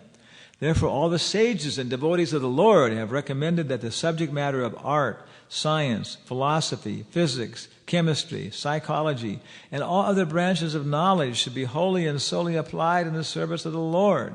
Art, literature, poetry, painting can be used to glorify the Lord.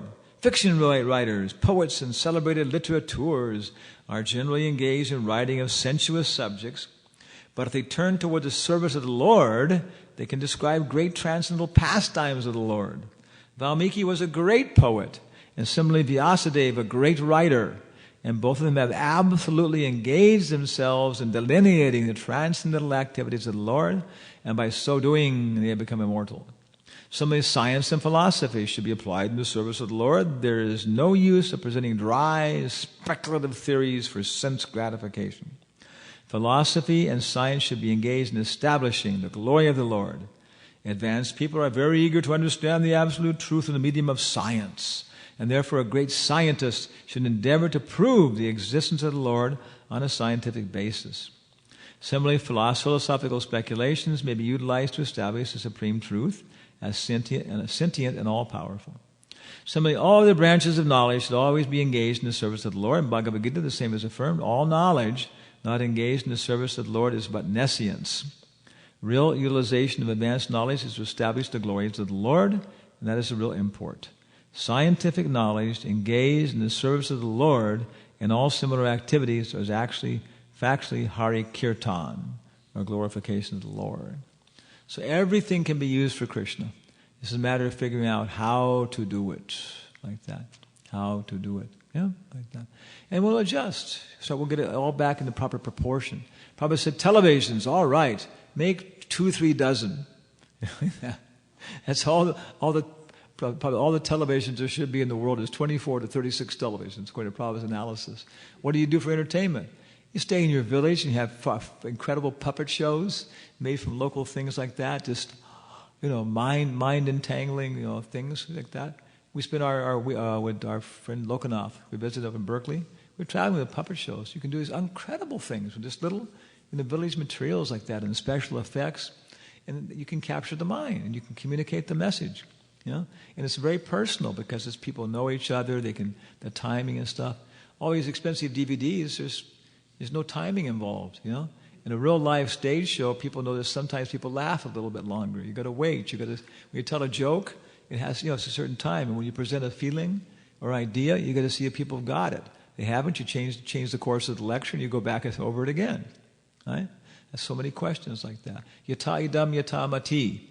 Vyasadeva Sutta Goswami tells them, I heard this from Sukadeva Goswami, and now, you sages, yata idam yata mati.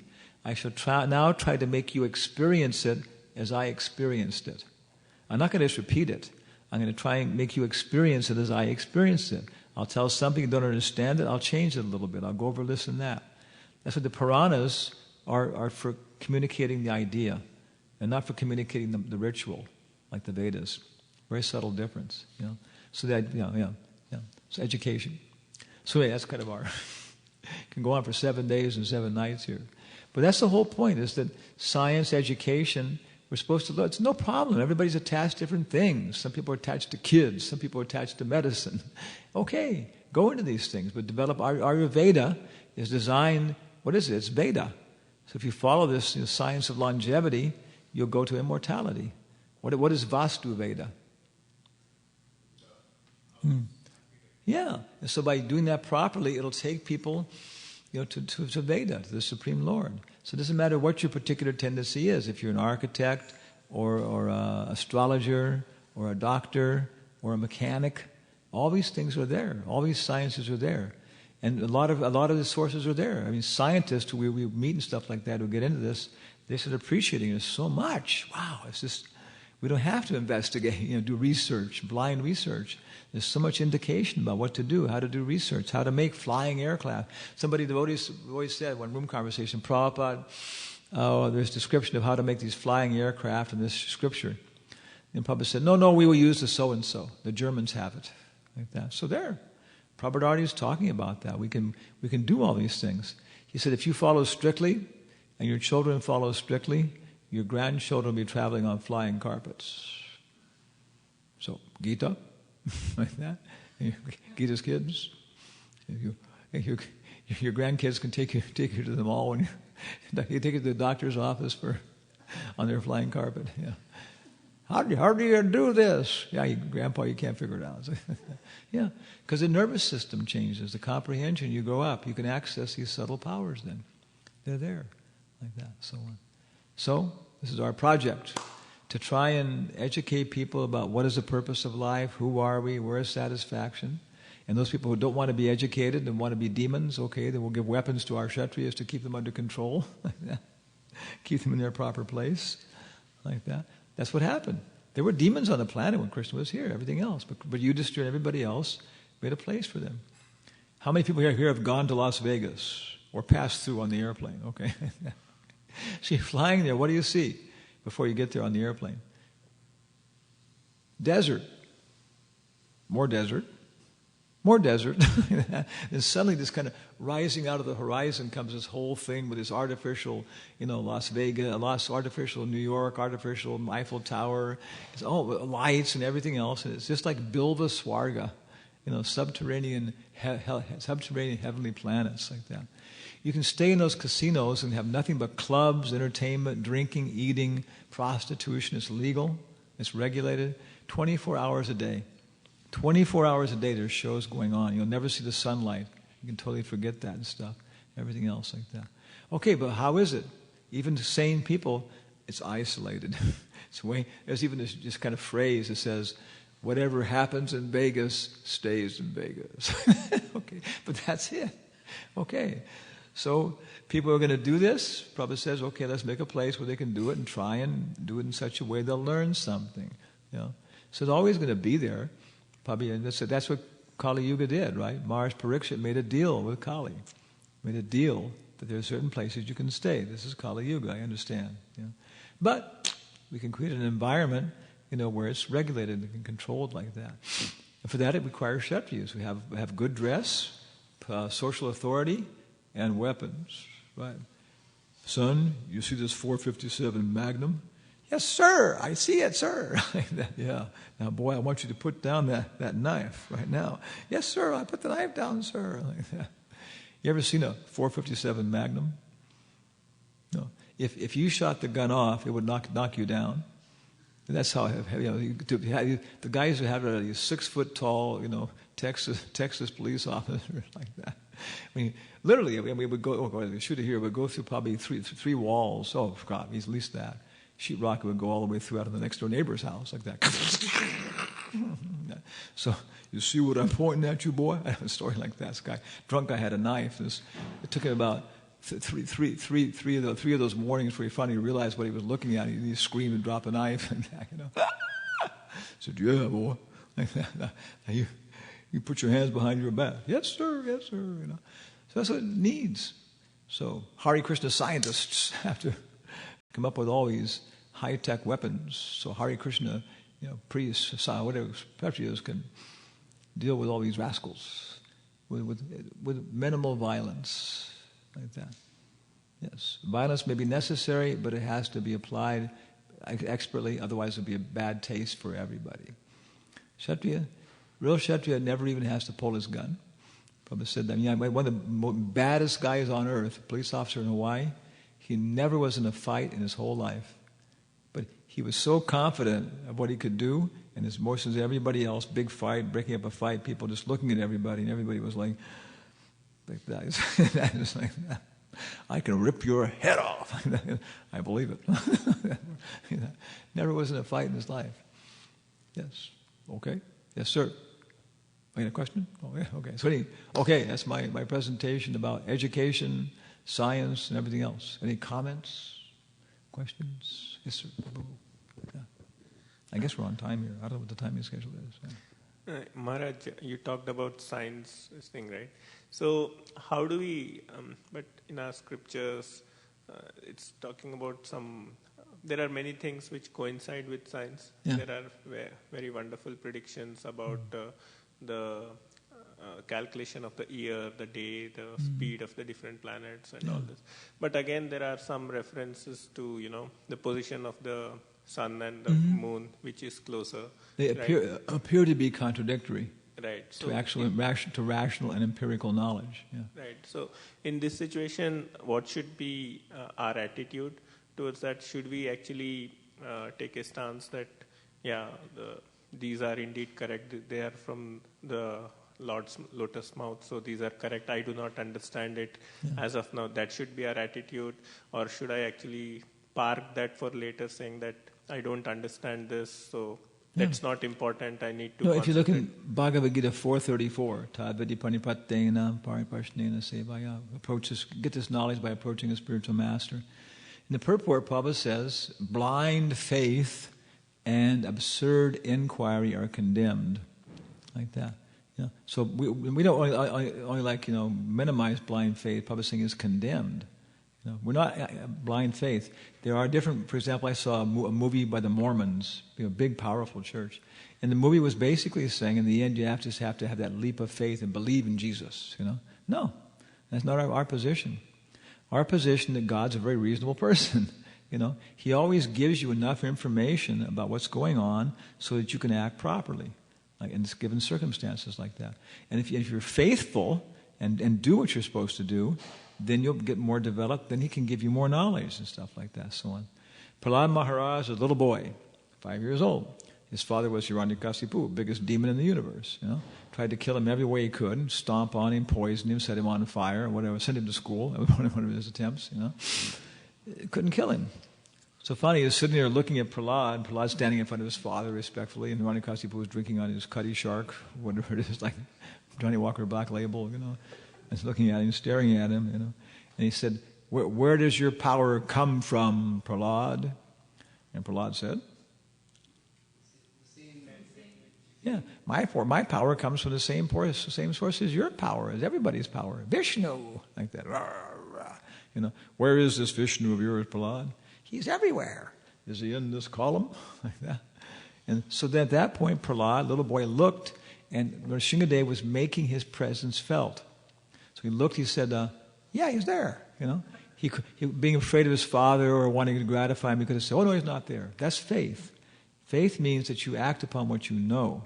Unfaithful means you deny what Krishna is giving you, like that. So we don't require blind faith. Every step of our process, you'll see we're only requiring that you be honest, So you say, I don't understand this. It seems to go in contrary to very reasonable understandings of things like that, and science and stuff like that, And so then that's it. We don't require anything else. But because I've had different experiences in this process and come to certain things, I'm convinced that I expect that later on this will be explained and I'll understand what it's talking about. And Prabhupada says, I'm not going to be translating all these terms correctly, everything else. I'm not a scientist. Here's some things that people can use, but this is not my area. In the 5th canto, where it's talking about those things, He says, they're not, okay. Okay, one of the big things, for example, the closest to the earth is the sun, then the moon. What we got here?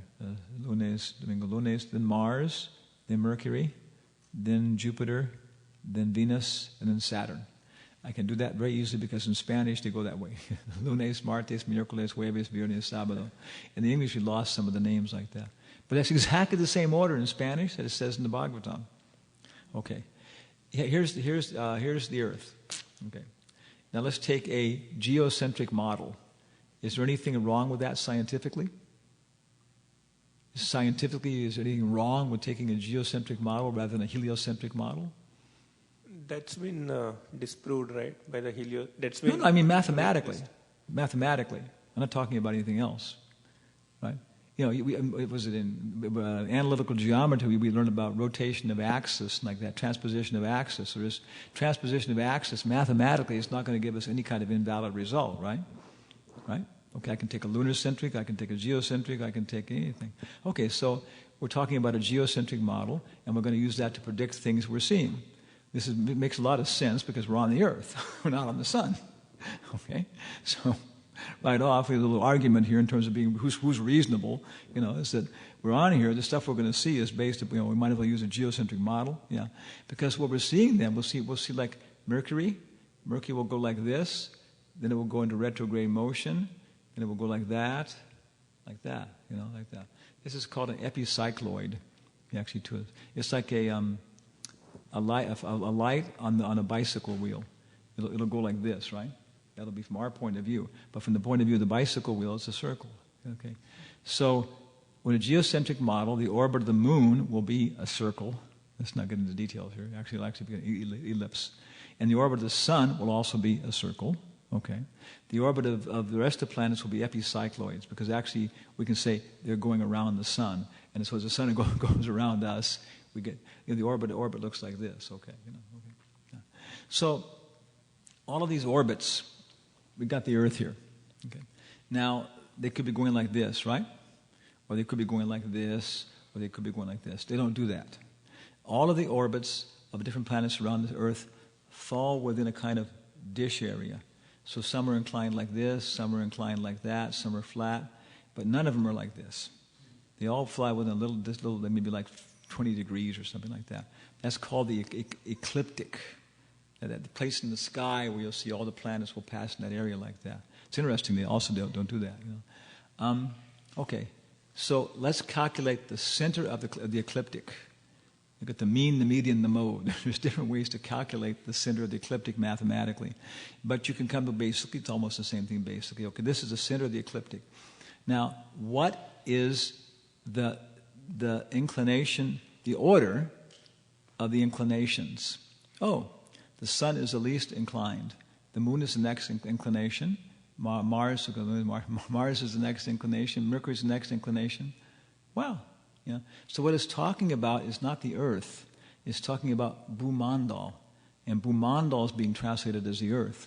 But Bhumandal doesn't mean the Earth. Bhumandal means the mandala, the locus, it's on our level of human thought and existence and stuff like that. So this is how to put it in. And if you look at it that way, yeah.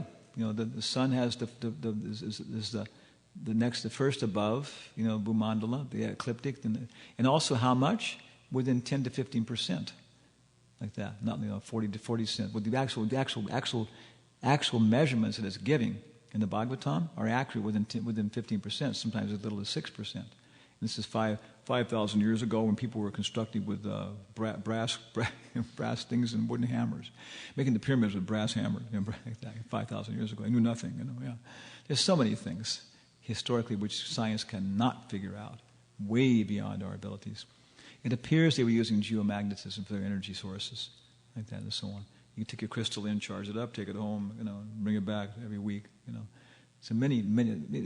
Even now, you start looking at these things. People, even scientists, are starting to say that Britannica says the 20th century was dominated by this idea of evolution. Everybody had inferior philosophies. No, there are very sophisticated religious concepts, and also technology and stuff. Discovering more and more things which are way beyond our comprehension of how they even came close to doing it. And all devices and stuff appear to do things we can't figure out. Resonating chambers and stuff. There's descriptions of how to make flying aircraft in the Vedas. Before Christ, the Heliodorus column had been there since the time of Alexander as an iron column that hasn't rusted. They do microscopy. It's an incredible alloy like that. There's so many things like that. Historically, it's starting to come up because we're looking at maybe they did know something. Now let's look. Oh yeah, so much. No, they knew nothing. Don't look. Yeah. So that's one point. You go look at it and you see, yeah, that's what it's talking about. It's not talking about the distance, the linear distance. It's talking about the distance above the ecliptic. Well, why do we want to know that? How long does it take to get to Los Angeles? Huh? There you go. Yeah. So once you got on the airplane, it's a fixed thing. It's 1 hour, But to get to the airport, that may be, during the rush hour, this and that, Okay. So the yogis apparently were traveling on sunbeams. You could lighten yourself up, and karate had this experience. You would lighten yourself up, catch a sunbeam, Baba, and you're out there, But the problem is actually getting up. To the loka you want to catch like that. So maybe that's why the distance they're concerned with are the distance above the ecliptic, because that's. So there's so many things like that. Okay, here's the earth, and there's a ring around this, and between there's an ocean of liquor, an ocean of ghee, an ocean of this. Okay, let's look at the point of view from the point of view of the demigods. From their point of view, what's happening is these things are going around like this, like that. So what do you see? A solid ring, right? And then the apogee and the epigee are equal to the distance where this orbit will be swinging like that. So it's going around so fast, it's making basically a solid thing, which as far as the devatas are concerned, which are concerned with energy and stuff like that, for them it's a solid thing like that. Okay. And then now the next one is my speculation. Okay, like that. Ocean of liquor, ocean of oil, ocean of what else we got? Sugarcane juice. So on our planet, H2O is a liquid. If you go to Mars, that's farther away, right? Yeah. What's it going to be? Solid, right? On our planet, alcohol is a liquid. No, it's a gas. You turn it open, the alcohol will all evaporate. But if you go to Mars, alcohol is a liquid. So you got an ocean of liquor. Our planet, you got an ocean of water. Go the other way. On our planet, oils are solids. You go to Venus, which is closer to the sun, they all become liquids. So that's my speculation. You start investigating the discovery as I was talking about, like that, so on. So it's like that. You go on and on. One of the most important things is the time factor, right? Because they say that before existed this, existed that, so on. So we, in the age of Kali, the Satya Yuga, everything's running in cycles. Your heart goes in cycles. Your lungs go in cycles. It's time to have breakfast. It's going in cycles. The days go in cycles. The years go in cycles. The months go in cycles. The universes are going in cycles. Oh, no. Now, okay, why not? It's a reasonable hypothesis. So, Dwarpa, we call it Satya Yuga, Treta Yuga, Dwarpa Yuga, Kali Yuga. Satya Yuga, Bucha. So if I go talk to some cockroach in December in New York, tell him about springtime, he's not going to believe it, He said, my God, what you're talking about, my great-great-great-grandfather would be existing by then, or something. It's always like this. There's no fruits, no flowers, no trees. No. So it's changing. It's cycles like that. You take a very nice, beautiful pear, sweet, juicy pear, and put in the desert, in San Joaquin Valley or Mojave Desert in Southern California. Come back after 2 months. Where's your pear? The little black rock in parts that were far away have gotten lost in the wrinkles. Okay, so Govardhan Hill was 100 miles long, 50 miles wide when Krishna was there. What we're seeing is the Kali Yuga version of Govardhan Hill. Like that, shrunken, things got lost, different rules. When Krishna was there were so many magicians. So Krishna didn't stand out that much when he was doing all these kind of strange things. Maybe he's a yogi, maybe he's this, people, like that. So that's, okay, carbon dating. We can figure everything out by carbon dating. It was my latest challenge. I looked in the Wikipedia, okay? The guy who runs the Britannica, they asked him about the Wikipedia, and he said, I use it. The Wikipedia is like the chisel. The Britannica is like a drill. Okay. Wikipedia starts explaining carbon dating. You know how carbon dating works? In the upper atmosphere, the carbon-12, normal molecule gets jacked up, becomes carbon-14. Goes down, plants take it in, animals eat it, animal dies, okay. It starts to decay, half-life, back from carbon-14 to carbon-12. This normally decays. And we can figure out, okay, there's this much carbon-14 in this guy, therefore he must have died this time. Sir Isaac Newton died 500 years ago. There's so much carbon-14 in his bones, therefore we got our graph. This many years, this many years, this many years. Okay. So now let's speculate. We found these bones of this dinosaur. Therefore, we can extend our graph. We extrapolate our data, 7,250 times from our actual experiment. Our experiment showed this. We'll extrapolate this data 7,000 times. It's going to be just the same curve, same line like that. No engineer on Earth would even come close to this.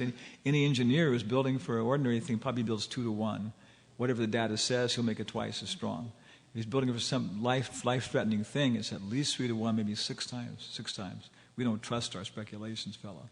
So this is what science is doing, trying to carbon date data from millions of years ago. 1 gulabjamam is good, right? 1 gulabjamam is good, right? 2 is better. 25 is really good, right? No, it doesn't go like that. It goes like this, like that. And it starts being bad. It goes like that. Oh, yeah. So that's what this is, carbon. So they say, if one sentence squeezes in here, of course we assume that the carbon-14 production in the higher atmosphere is a constant. Kind of slide it by real quick. Why do you assume that? the sun is going through solar flares and everything else. Then you go to the Britannica, more precise, and it says, well, actually we have discovered that it oscillates over every 7 years, and therefore we're recalibrating the stuff we discovered before and changing the dates for certain things because we don't listen now. Yeah, but what about 1,000 years ago? Maybe the sun was in a big solar flare. Maybe it pulses every 1,000 years. Maybe 20,000 years ago it was completely haywire, and therefore the carbon-14 production is going to be all over the place. So on. So you start going through it like this and looking at it. There's a lot of bluffing in science to establish their position. Science, this is one of the biggest statements by these critics, Western people who criticize science and everything else. They say, science is not powerful because it is true. Science is true because it is powerful. Yeah. You give us the results, we believe you, Baba. Like that. Yeah. So it's a whole big area for preaching, and some people are interested in this, some people are fall asleep. Bring on the anthropology. When it's time for breakfast? When can we chant and dance? So really we try and give some Gyan approach. And if people get enough intelligence to chant and dance with us and read the Bhagavatam, then they can get connected and they start to become devotees and stuff. So to actually do this, you've got to have so many people building so many bridges to meet so many kinds of people. It's a Gyan approach. It's Kali Yuga. So just try a little bit of Gyan. People, they appreciate it, and they have to get a taste from associating with devotees and hearing the Maha Mantra. And once they do that, they think, yeah, it's there, I see that. And now they go back and try and put my life in line, all the things I know, and connect them up and help other people. So everybody's building bridges. Everybody has responsibility for probably so many people. If you go ahead, you'll discover so many people you're going to be responsible for communicating with them, helping them. Okay? Maybe kind of, I don't know what the program is here, the schedule. It's now 9:30, so we should have Artika and Kirtan and take prasad. What's the schedule? Our schedule is until 10 o'clock the class goes on. Huh? Till 10 o'clock the class goes on. Okay. Damn be him who first calls whole enough. Like that. There are over 40 Huh? people watching online this program. Where are they? Where's the camera? Which camera is on me? That's that one back there. That one back there like that. Hi guys. Yeah. And the audience, you got an audience camera? You don't have an audience camera. Oh, back up there. He sits over the little booth like that. Lord Brahma. Yeah. I am the great Wizard of Oz. Okay. So, more science preaching? Yeah. What do you got? We got 34 minutes. Yeah. So anything else? We can talk about so many other areas. Okay, there he is. Solar panels. Yes. The future of the modern world. Solar energy. We already got it. Grass. Maharaj, when you're mentioning having faith, not blind faith, and there's the science behind the religious concepts, and there's also levels of ignorance. People think it's blind ignorance. I just refuse to believe anything you tell me just because they're locked into the modes. So there's the difference between faith and belief, or faith is stable, belief can change. It's kind of, when you get to that stability of faith, what's getting that point kind of tricky, and also when you're preaching, to get them to that level, sometimes it takes a while to get there. Yeah. But faith and belief are two different things, but both of them kind of interact. Could you maybe elaborate on that a little, or? No, it's kind of the development of devotional service. Different people describe it. It's the same thing. If I have ice and I apply heat, what happens? Becomes. Okay, but what if it's Russian ice? Russian ice, not French ice, Russian ice. It's the same. It's a universal principle. Ice becomes water. Water becomes. Steam becomes. Some people know this. Plasma. If you heat it up enough, it becomes next level. It's called plasma. Yeah. So it's a universal principle. It's just like that. The law of gravity, is state changes of the elements. So if chemistry and physics are sciences, what to speak of theology? The theology has to be the most universal, the most precise science. Originally in Western knowledge, theology was the basic science. And then science was philosophy of nature. Philosophy of nature science. It was a branch of theology. Even now in Oxford, officially, the head scholar is still the head of the Department of Theology. Officially, it's still that way. You know? But then science has tried to break off and then try to establish itself, but whenever it becomes subjected to philosophical investigation, it doesn't look so good. You know, always, because science is trying to just slide in a certain philosophy, slip in a certain philosophy about who we are and everything else like that, you know, with the results shining in your face. But when you actually make real investigation, was Benjamin Few, one of the biggest atheists, and then finally he changed. And he said, when I started this whole thing, my investigation, what is life, everything else, I adopted Socrates' point. And Socrates would say, okay, let's just argue about this logically, everything else, and wherever the argument takes us, we'll accept that. You know, we won't care like who's right or wrong, and yeah, we'll just be honest about the investigation. So he said, I adopted that principle, and he said, after all these years of actually investigating and talking with theists and so forth, so on, you know, he said, I've come to the conclusion that there has to be somebody behind all of this in control. There has to be personal volition and free will and force behind this. At that point, when he made that statement, it was like the dinner tables of the atheists, it was a gloomy evening, because he was one of their biggest guys like that, Benjamin Few. So he changed, like, oh God, they just, bad day in Mudville. Mighty Casey has struck out. You know? So that's many people, that's the point. Bahunam Jamanam Ante. Gyanavan mam prapajante. If Jnani goes ahead like this, he finally comes to the conclusion that there is, you know. There are many examples of this. Very big, intelligent, honest Jnanis, scientists, everything else, in the end coming to the conclusion. You know, and the first conclusion you can come to is Paramatma. There is somebody behind this, intelligent, who's controlling things. You can see the hand of God in things, but you don't know what's connected to the arm. You know. To come to this point of Bhagavan, you've got to have a guru. You've got to have somebody come and tell you, you know, like that, so on. But by introspection, this kind of stuff, you can understand, yes, there is time is free will is different than time. Time does not influence free will like that. There's something outside the time factor which makes choices, has, you know, that and so on. And then beyond that, that's Brahman. Then after that, yeah, there's variety and stuff like that, Paramatma, like that. And people realize this in different ways. You know? But you have to have descending knowledge to actually have a relationship with Krishna and realize he's a person, you know, and develop love for him. You know? So different people are on different levels of development.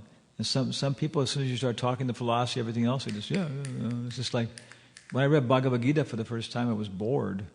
Because everything was, it just made so much sense to me. I already knew this, you know. Srimad Bhagavatam, Chaitanya Charitamrita, wow, I'm bewildered, you know. Yeah, okay, so everybody's on a different level.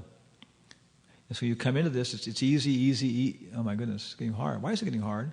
Because that's the work you did in your last lifetime now. And now if you want to make progress, you've got to pay. Nahabi Kramano Shasti.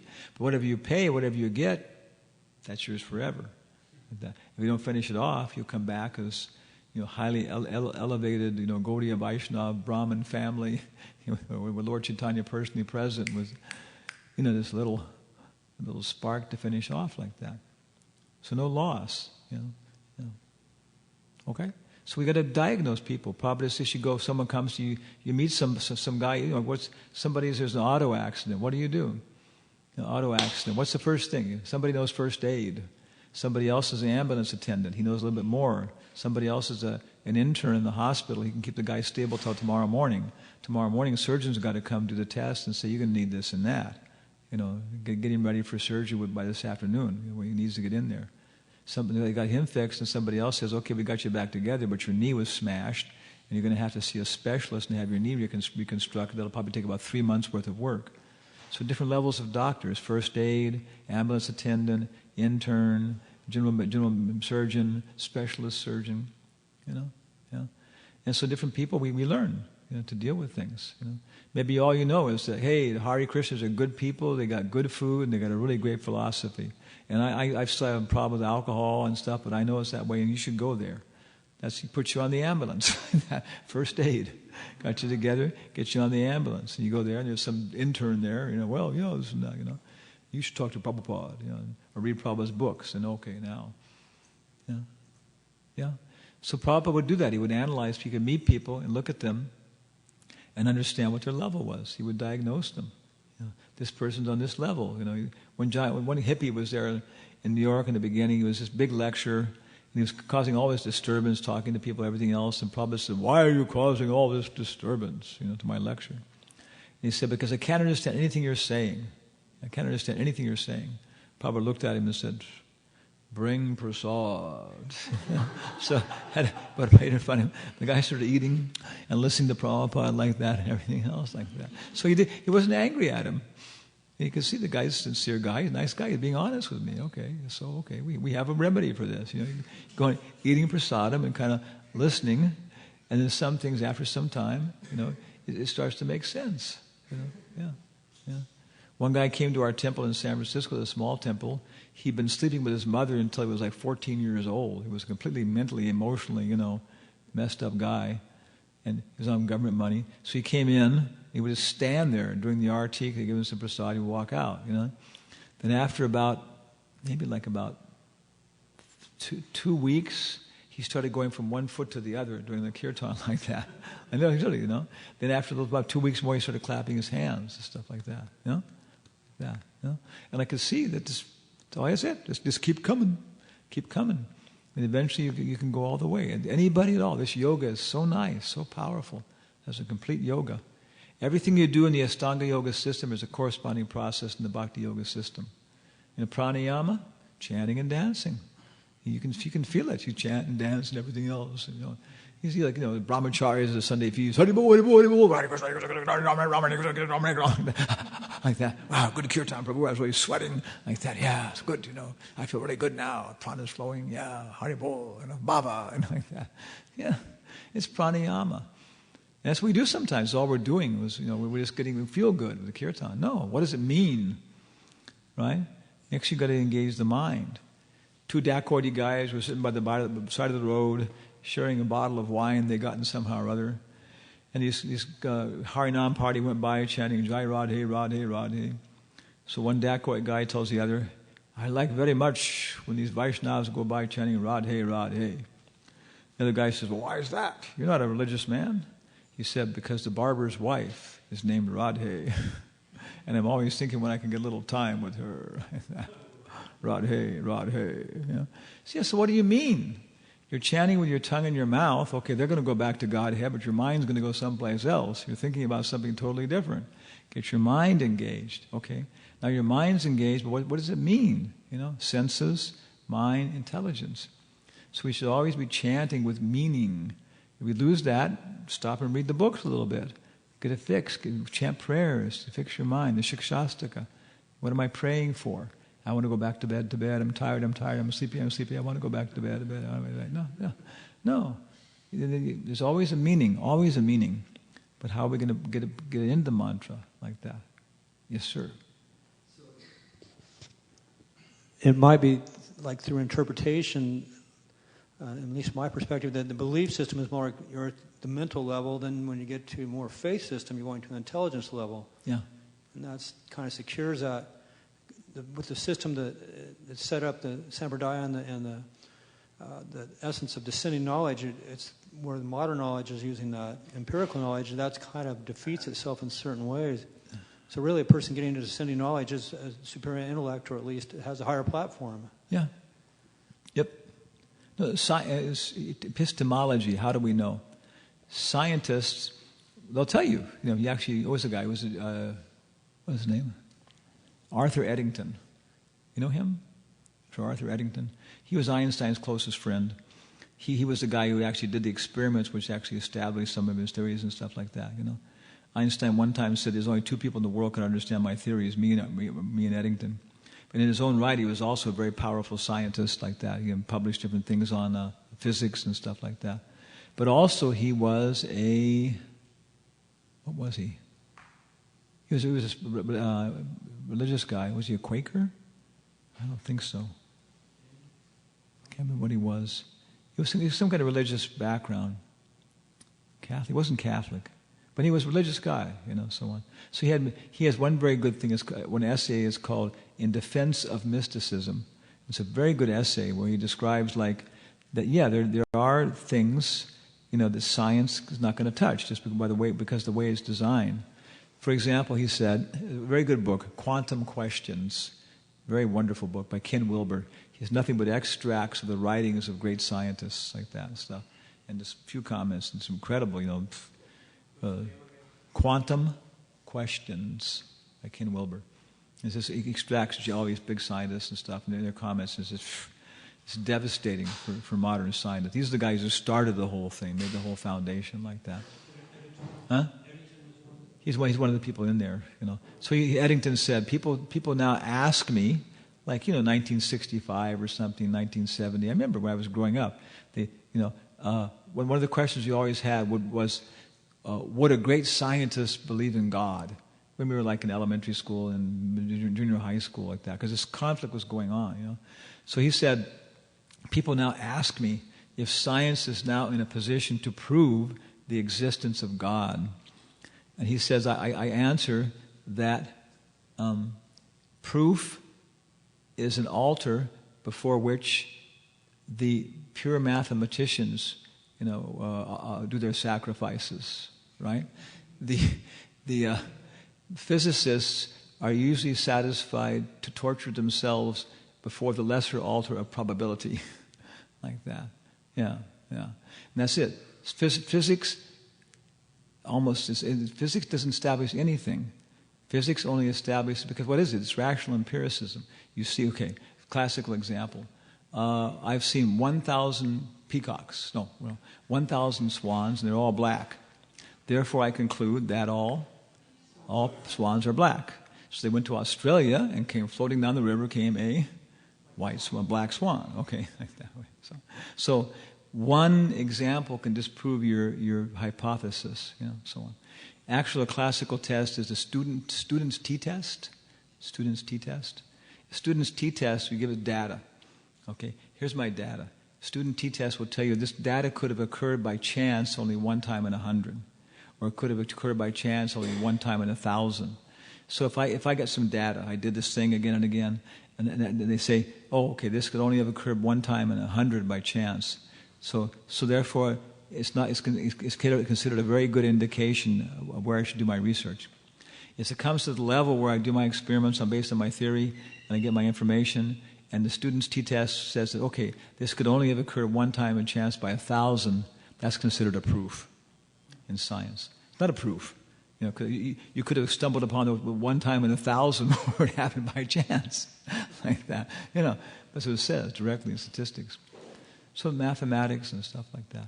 But that's the point. Science in general, they accept it doesn't prove anything, but it establishes the best possibilities. Yeah. And an honest scientist will tell you that. They'll tell you these things. Honest scientists and so on. Yeah. So. Yeah. Adoshwada. Okay. Yeah, yes, sir. It's okay. You come from in that aspect of science, then it's kind of the theories and the conclusions based on a chance or odds in the empirical sense, and then you have the descending knowledge that's used in the spiritual practice and the jnana yoga and this thing. So really, the jnana has concepts that have already been proven and tried and true, where the other empirical science is still kind of struggling with certain things. Jnana is like arithmetic, grammar. Mathematics is basically jnana, that level. But it can't establish anything. Only when you come to bhakti. Karma, jnana, dhyan, and then bhakti. Until that point, you still can't know anything, really. Karma means you just do it. You chant your rounds. It's okay. Okay, you're doing it. It's good. Okay. Then when you start to understand what you're chanting and everything else like that, that's jnana yoga. But it's intellectual. It's just logical systems like that and stuff. Different ways. These are expanded in different ways, to solve different problems. but they're based upon, always are based upon, like geometry. There's fundamental, what do you call it, axioms, axiom and postulates. I forget what the difference is.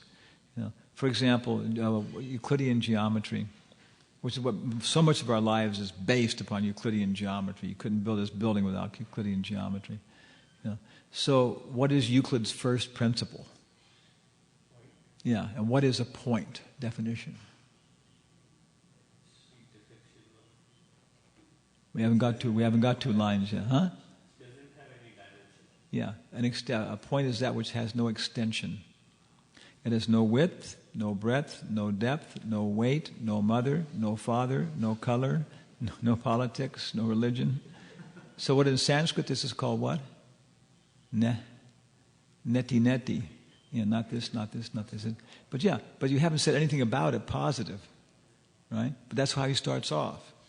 And the basis of that, then you get a line, you get a plane, and everything else. You look at the whole thing philosophically, look at these things. That system of geometry, which allows us to organize stuff, is based upon certain philosophical levels, gyan. Immanuel Kant, Newton, they tried to get back to this level. Other people too, like that. Even Schrodinger, can't remember what. He's one of the most rigorous of all the scientists. Like Pauli, he was heavy. Any loose thinking boy, he would just gun him down. But it says that he came to this point of realizing that this rigorous analytical thinking and everything else, logical thinking, has its limits. Another Nobel laureate who knew him writing his biography said at this point, and then he tried to look back for the thought processes that precede, logical thought, like that. And that's what Kant was trying to do also. And he was a friend of Newton, admirer of Newton. So much of our Western ideas is based upon Newton, and then later on Kant. Newton was a genius. Newton was a theologian, right? The Bible, everything else. But then he took off to become a scientist. He discovered the laws of gravity, the laws of mechanics, the laws of optics, invented calculus, everything else, between the ages of 18 and 22 years old. Yeah. Then he went back to theology because he was convinced of what he was trying to do. He was trying to see if he could see God writing in nature. 2 books, the Bible, and here I can see God's own hand. Yeah, he's there. So let me go back to the way to really find him. And he said you cannot do it by speculation. You have to have descending knowledge from scriptures. Yeah. He also believed that Jesus Christ was a Shakti-based avatar, which wasn't enough to get you killed at that time, but it wasn't something you talked about publicly, so on. Yeah, he thought he was an empowered individual soul. And all of his writings on theology have never really been translated. They haven't been translated. He wrote much more on theology than he ever wrote on science. Now they're starting to translate them. Maybe again there's some reason why people don't want them translated. Because because they don't want it, because they want him to be established as a rational empirical scientist. But you start investigating, you discover he was a genius in theology. He was investigated, I don't know. So we live in very interesting times. Prabhupada says the scientific idea has only been prominent for the last 100 or 200 years. Like that, it grew in a certain way. It grew out of theology, it separated, who knows why, Kali Yuga. And then at a certain point, Aristotle's ideas were lost. Socrates, his disciple was. Plato, his disciple was. Aristotle. And Aristotle became a jnani. He'd give everything a name, make his points, lines, connect them up, categorize them, Sankhya, and he lost a lot of the feeling, spiritual life, which is there in Socrates. His works were lost. He was a genius, unbelievable. Aristotle was unbelievable. He was weird things. He was describing insects and putting them in categories, but you cannot see those things with your blind eye. It was only until they got good to develop magnifying glasses and stuff, they could actually see the characteristics of the insects he was describing, before Christ and stuff. So either he had some supervision, or one of his servants did, or else he had different powers. There's many weird things, So that was all lost to the West. Then it came down to the time of St. Thomas Aquinas. St. Thomas Aquinas and St. Bonaventura. And one was a Franciscan, Bonaventura, and Franciscans, Dominican was Bonaventura, Thomas Aquinas. and they both went to take their PhD the same day, same time, received their PhDs from the University of Paris the same time. So it was an argument who's going to take it first, because the person who takes it first is more prestigious, you know. So the argument actually wasn't who was going to take it first, the argument who was going to take it second. Because they both wanted to take it second so that they would be more humble, you know. So the judges are sitting there waiting, you guys figure this out. So finally, Bonaventura won, and St. Augustine took, St. Thomas Aquinas took it first, you know, so on. And later on, the Pope decided this. Then at that point, St. Thomas Aquinas came in contact with Arabic translations of Aristotle. Arabic translations of Aristotle. He came in contact with those, and he said, yeah, this is what we need.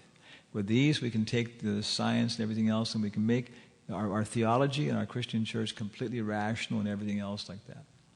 The Pope said, whatever he says, all of our churches, everything else, he's the standard. You know, Bonaventura was a much more gentle guy. You don't, to understand a cat, you don't cut him up in pieces. You make friends with him, you pet him. You know, so but at that point in the West, science took this decision of going towards this cutting everything up and breaking it down to try to understand it, whereas rather try to work with it and live with it and stuff. So very definite choices and stuff. Yeah, yeah. And so after that, everybody's gone on, and with Newton and everybody else. You know, so you start to get into it like that. You see, there's just a very Prabhupada said many good things. Prabhupada said not bad things. But Einstein himself, all these people said, we've invented this to deal with a certain aspect of reality for a certain purpose. You know, he said when you try to expand this to explain everything, it's not science, it's scientism, like that. And he said that's bogus. You know, if you're going to go into a theology, go into it intelligently. You know, the same way you do science, but don't just try and I've seen Nobel laureates. I won't mention whose names here. They're just all these. I mean, they had this. I had Buck Rogers' ideas of psychology. He was a Nobel laureate in very high scientific things, but he was talking about things in psychology that psychologists rejected, 50 years ago, like that. He has no idea outside of his own area, and then he had his ideas. Very simple. Ethics and morality is very simple.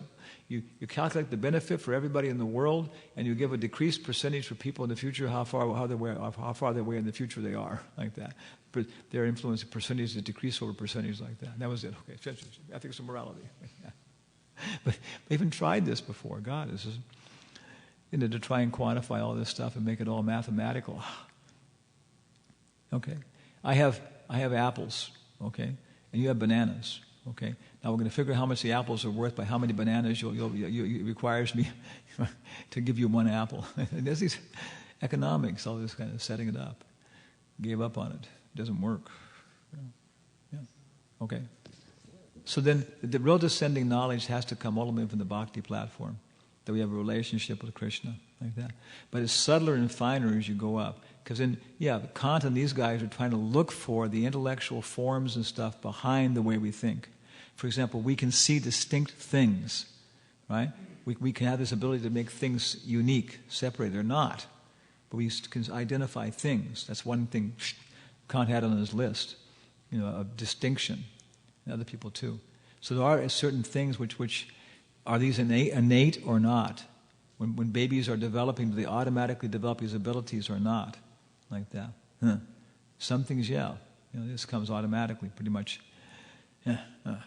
Anamaya, pranamaya. So that's what investigating. That's Gyan level. These guys are really heavy guys, Then after that, they go into they can start messing around with the actual mind and the actual problems like that, and come up with all these weird things. Like you cannot calculate the area. You cannot calculate the orbit of a comet, like that, because it's not a sphere. It's just an ellipse. When it comes closer to the Earth, it goes faster, then it slows down. Speeds up, slows down. So you can't calculate that using geometry. So what Newton invented was calculus. What is the fundamental theorem of calculus? Given any continuous function f of x and any change in f of x, I can always find a change in x that will fall within that change. If I change it this much, I can always get within your limits. I have to have a quality control of 15%. Okay, I can adjust my manufacturing technique so it'll always fall within that. I have to have it 3%. I can always, So that's what it is. It's a very simple thing like that. But so what it basically says, is that I can't figure out what this is. But what I'll do is I'll break it into. But I can fit a bunch of square what do you call it, rectangles in here, right? And that will give me the area. But there'll be a little bit of place at the top where my curve doesn't quite match up with the rectangle, right? Because like that. But I'll make my rectangles smaller. Now, of course, the area is going to be smaller. Now I'll make them smaller. So basically what it does is it approaches an infinitely small rectangle, so therefore the error is infinitely small. So therefore the answer I'm giving you, the volume of this area is 25 liters. It's not actually 25 liters, but the error is infinitely small. Is that close enough for you? It's close enough for me. It's a genius, right? This is Gyan level. This is we invented calculus, and because that, we can do so many things we couldn't do before, like that. You know, algebra was the invention of suspended judgment. Before people could think in arithmetic until, I guess it was the 17th century. 1 and 1 is 2, 2 and 2 is 3, 2 times 5 is 10. But in algebra, 2 times x minus 1 is 5. Oh, I gave it away there. Sorry. It's 9. Okay. 2x minus 1 is 9. What is x? 5. Yeah, but you have to wait. You got to readjust it. We got everything, all the parts in place here. We got to twist true. Okay, now let's get them all in place. Now let's start, moving them around until it makes sense. That was algebra. It's a big advance, but this is all Gyan, right? You have your experience, and you use your empiricism, and you use your Gyan to expand it, like that. Rational empiricism. And it's a higher level. But then beyond the Gyan level, then there's actually the Dhyan, which is intuition, meditation, insight, and they don't teach that. Every scientist will tell you, the big advances are very intuitive. People just jump ahead. Then after you get the insight, then you go through and formalize it, write it down, that kind of stuff, so on. So you can talk to scientists about intuition, meditation, that kind of stuff. But the next level, like that. But they do teach it in improvisational theater. Improvisational theater, so many techniques. Then finally, okay, now at that level, I have an intuitive understanding. I can understand everything intuitively, like contemplationally. And I can go beyond just logically understanding things. I can just, very intense. So finally then you come to bhakti, and that level is where we're directly in contact with Krishna. And he's the absolute truth, and so you're in contact with him. There cannot be any doubts. It's impossible, because you're directly in contact with him. Arjuna, he was in doubt. Because Krishna said, I want you to fight this war. Then Arjuna is thinking, hey, if we do that, there's going to be a whole lot of dead bodies here. It's a fact. There's going to be a whole lot of dead people and a whole lot of pieces lying around, that stuff. And there'll be a lot of big reaction for this, So, are you sure that you're God? Are you sure? Then Krishna showed the universal form, creating time and space, so everything you could want to see, everything you could see, all time and space, everything else. Arjuna's hair is standing on end, his eyeballs are bulging from the socket, the blood's flowing cold in his veins. He says, okay! Give me the big gun. I'm ready. But that even still, that's Virat Rup. Right? That's the Virat Rup. What he saw was a Virat Rup, which is the meditation. That's first level in God realization is Brahman. The next chapter is Paramatma, what's behind the universal form of. You can make up a Virat Rup thing. You have babies being born. You have wars. You have people kissing and wedding. It's just like that. That's it. But what's behind it all? The Paramatma. So next chapter 11, talks about seeing the Paramatma, like that. And even still, that's not complete, because there's no love. There's eternity. It exists, right? But then actually, I see the form and the structure, but I haven't developed my relationship with it yet. Sat Chit Ananda, pantheism, mysticism, monotheism. Right? Anybody here speak Spanish? You speak Spanish? No. Okay. Huh? Okay. Yeah. No, actually, it's a joke. ¿Quién es el más gran monoteísta? ¿Quién es? Who is el más gran, the greatest monotheista. Who is the greatest monotheist? Right? The answer is Hanuman. Because the word mono in Spanish also means monkey. Right? Monotheista. Oh! So it doesn't make any sense in English like that. But it's pretty funny in Spanish. Yeah, so who's the greatest monotheist? Hanuman. Oh! Monotheist. Oh, monotheist. Like that. Yes, okay. We're working on it. Yes, sir. The last question. Ah. Huh?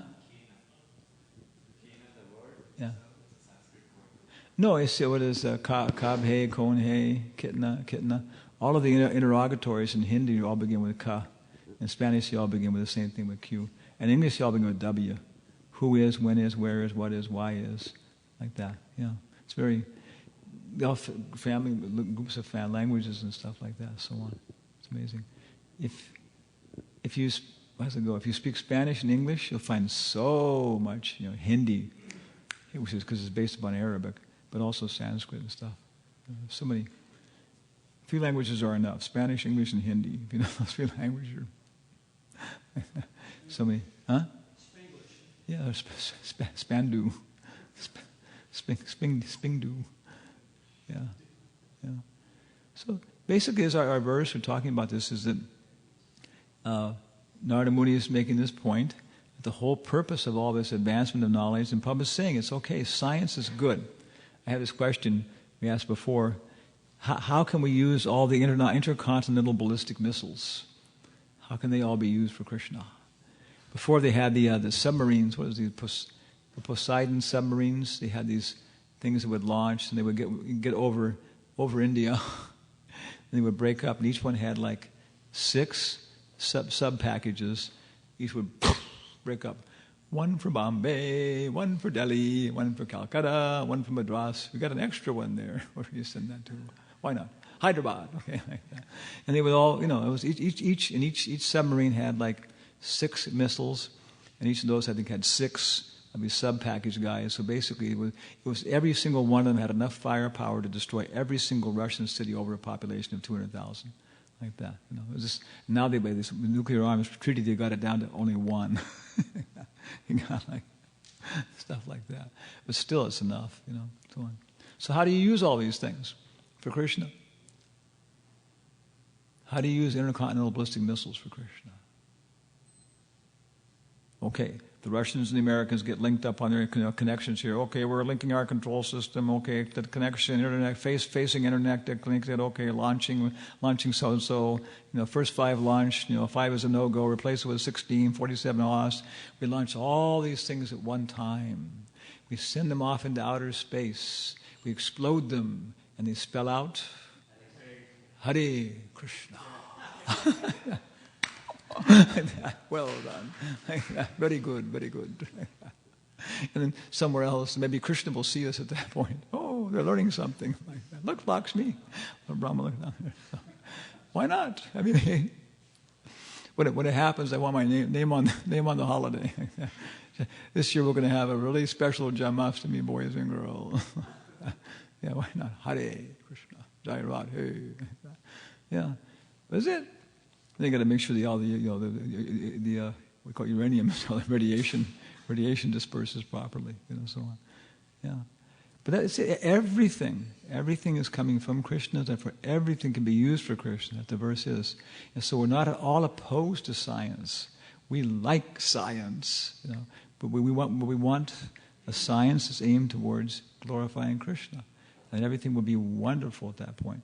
Vastu Veda, Ayurveda. We should learn these things, right? We should learn these things. How much computer science do you actually need? This is if people could actually learn to remember things, if you train kids up how to use their brains, 90% of this stuff wouldn't even be necessary, like that.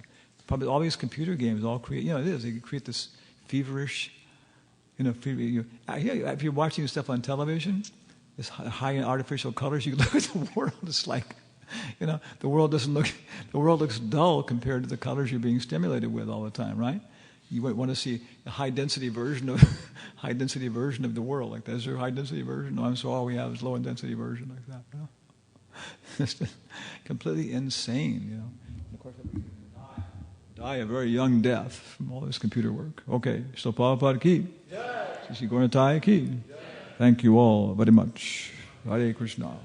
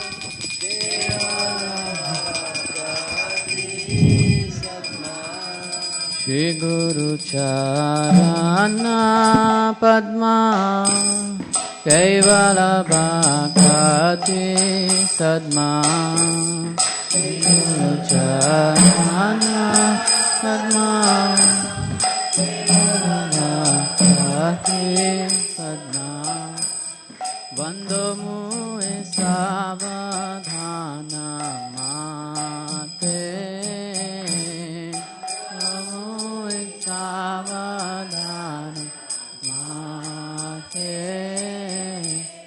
Vando mue savadana mate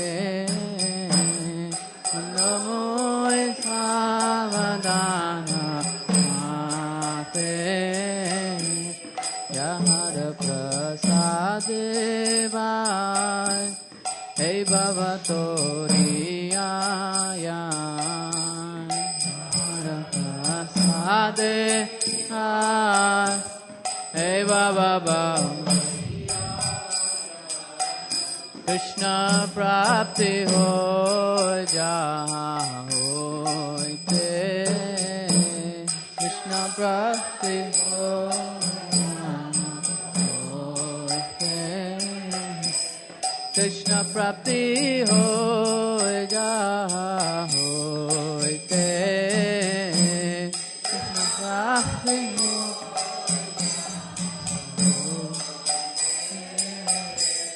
Guru Mukha Padma Vakya Chitte Koriya Aikya Guru Mukha Padma Vakya Chitte Koriya Aikya Arana Kori Hamane Asha Arana Kori Hamane Asha Arana Kori Hamane Asha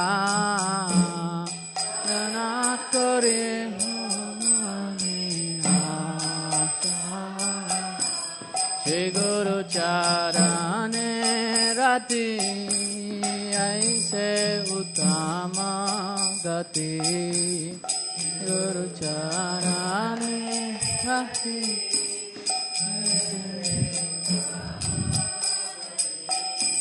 Ye prasad pure sarva asha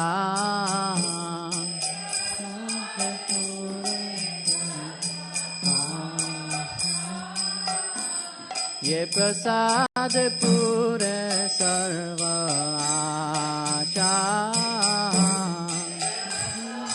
pure sarva Chakshudan dilo jai janme janme Prabhu say Divya Gyan Hriday Prakashito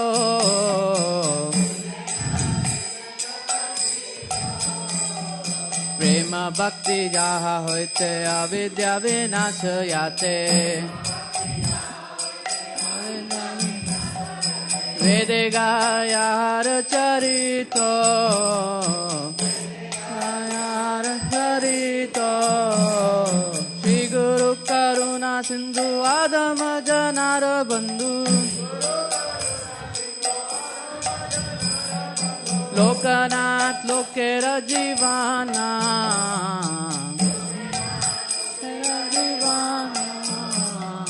Aha Prabhu Karo Daya Deho More Pad Chaya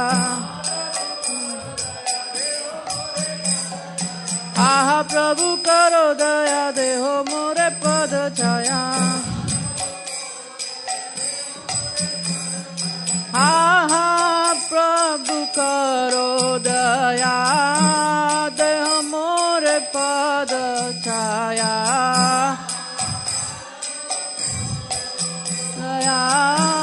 Deo more pada dhaya Hebe jaj go shukre bhavana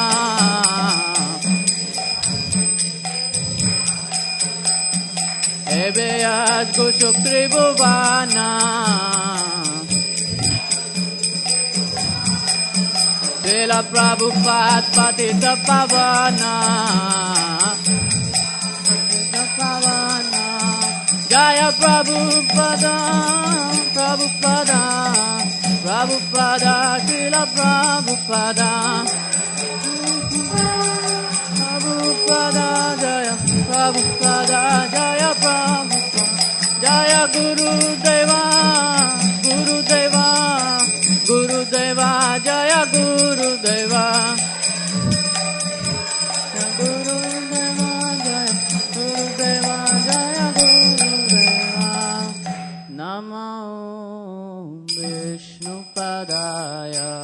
Krishna Prestaya Bhutale Srimate Bhakti Vedanta Swami Niti Namine Vishnu Padaya Krishna Prestaya Bhutale Srimate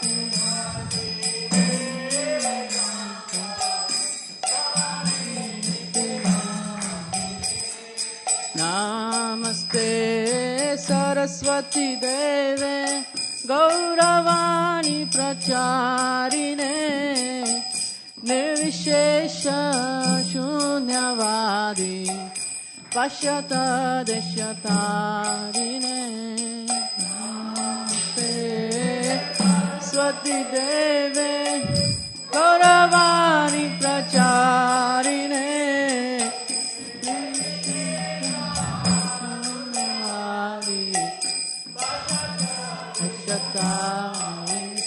Jaya Shri Krishna Chaitanya Prabhu Nityananda Shri Advaita Gadadhara Shivasadi Gaur Bhakta-vrinda Krishna Chaitanya Prabhu Nityananda Shri Advaita Asadi Gaur Bhakta-vrinda Jaya Shri Krishna Chaitanya Prabhu Nityananda Shri Advaita Gadadhara Shivasadi Gaur Bhakta-vrinda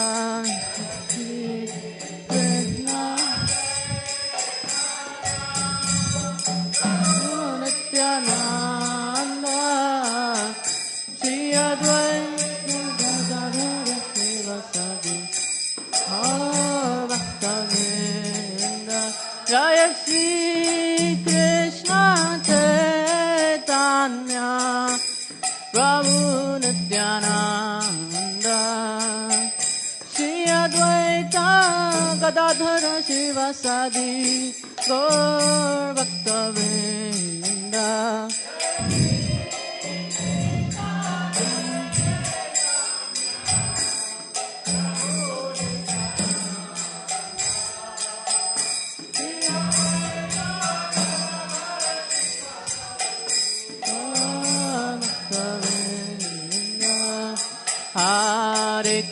Hare Krishna, Krishna Krishna, Hare Hare, Hare Rama, Rama Rama, Hare Hare, Hare Krishna, Krishna Krishna, Hare Hare, Hare Rama, Rama, Hare Hare, Hare Krishna, Krishna Krishna, Hare Hare, Hare Rama, Rama Rama, Hare Hare,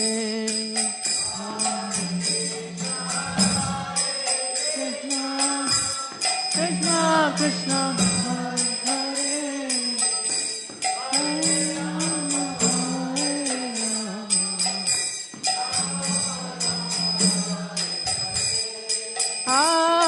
Krishna, Hare Krishna, Krishna Krishna, Hare Hare, Hare Rama,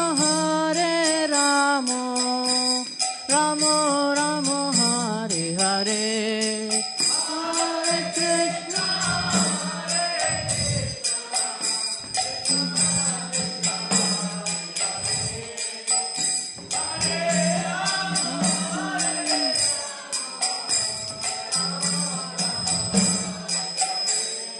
Hare Krishna, Hare Krishna, Krishna Krishna, Hare Hare, Hare Rama,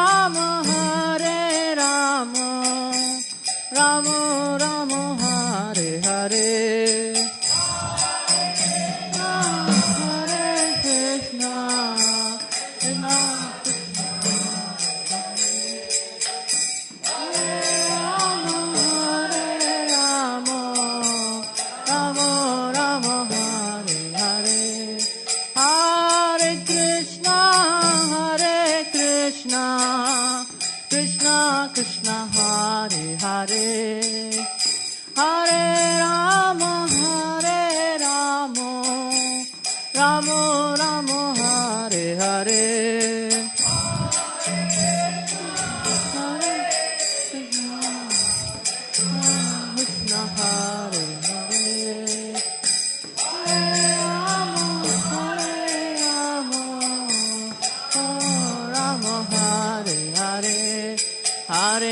Hare Krishna Krishna Krishna Hare Hare Hare Rama Rama Rama Hare Hare Hare Krishna Hare Hare Hare Rama Hare Hare Hare Krishna Krishna Krishna Hare Hare Hare Ram Ram Ram Hare Hare Hare Krishna Krishna Krishna Hare Hare Hare Ram Ram Hare Hare Hare Krishna Krishna Krishna Hare Hare Hare Ram Ram Hare Hare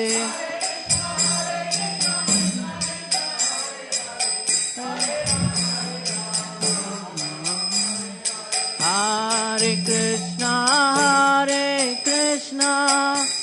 Krishna Krishna Hare Hare Hare Ram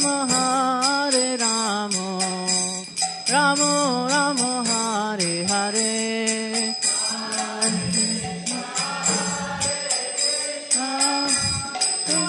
Krishna Hare Hare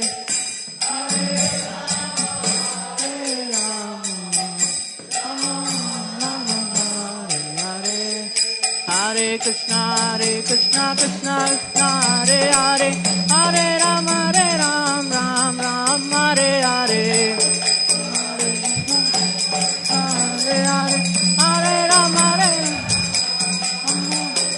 Hare Krishna Krishna Krishna Hare Hare Hare Ram Ram Hare Hare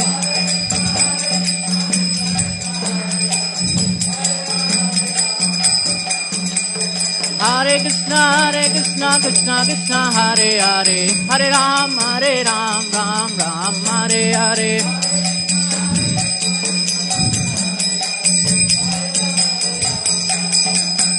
Jayo Radha Madan Mohan Radha Madan Mohan Radhe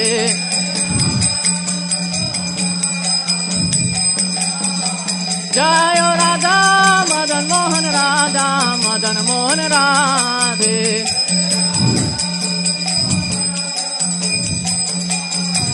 Jaya Lakshmi Narasimha Jaya Lakshmi Narasimha Lakshmi Narasimha Jaya Lakshmi Narasimha Narasimha Jaya Lakshmi Jaya Mahaprabhu Mahaprabhu Mahaprabhu Jaya Mahaprabhu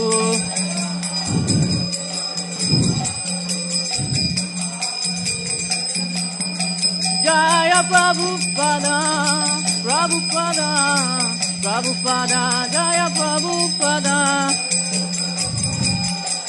Prabhupada Prabhupada Jaya Prabhupada Jaya Gurudeva Gurudeva Gurudeva Jaya Gurudeva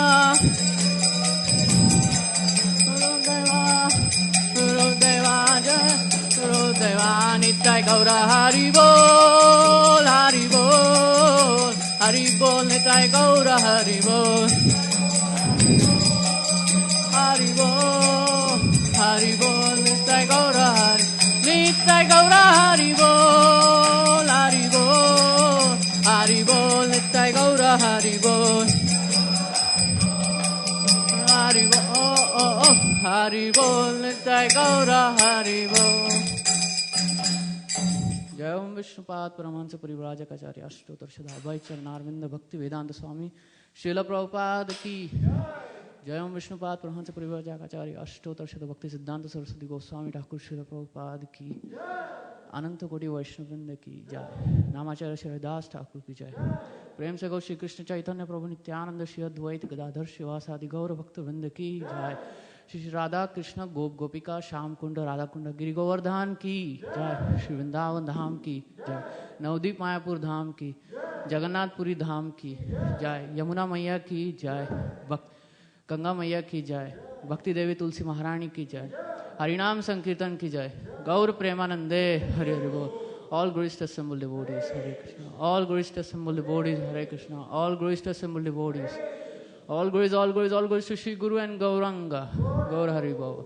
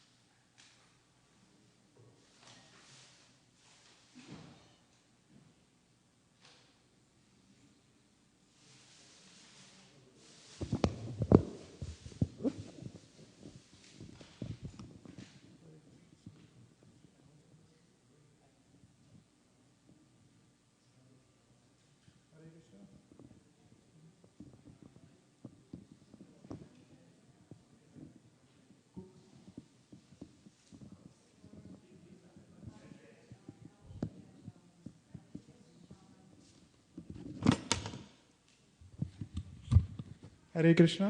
Thank you very much for coming for the Saturday morning program. We had wonderful association of His Holiness Hanumat Preshak Swami Maharaj, who has given wonderful Bhagavatam class from the first canto, 5th chapter, 22nd verse, describing how the science can be used in all glorifying the Supreme Lord. So let's chant 3 times Hari Bol. Hari Bol, Hari Bol, Hari Bol. So also we will like to thank His Grace Vajendra Kumar Prabhu for wonderfully leading Guru Puja Kirtan. Loudly chanting 3 times. Hari Bol, Hari Bol, Hari Bol. Also the most important part and not the least, today's cook are Kameshwari Mataji and Syamlangi Mataji. So we'll like to loudly chant 3 times. Hari Bol, Hari Bol, Hari Bol.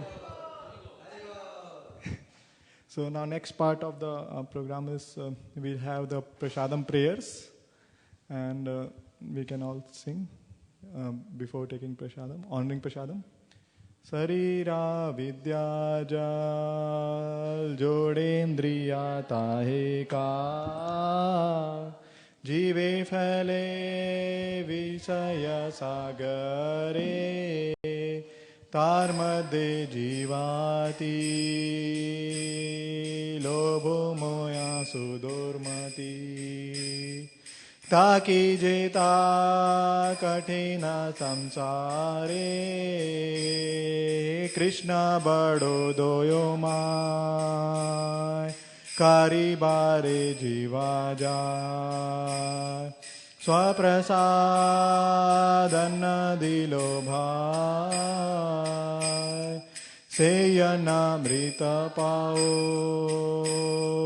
Radha Krishna गुण गाओ प्रेमे दाखो श्री चैतन्य नीता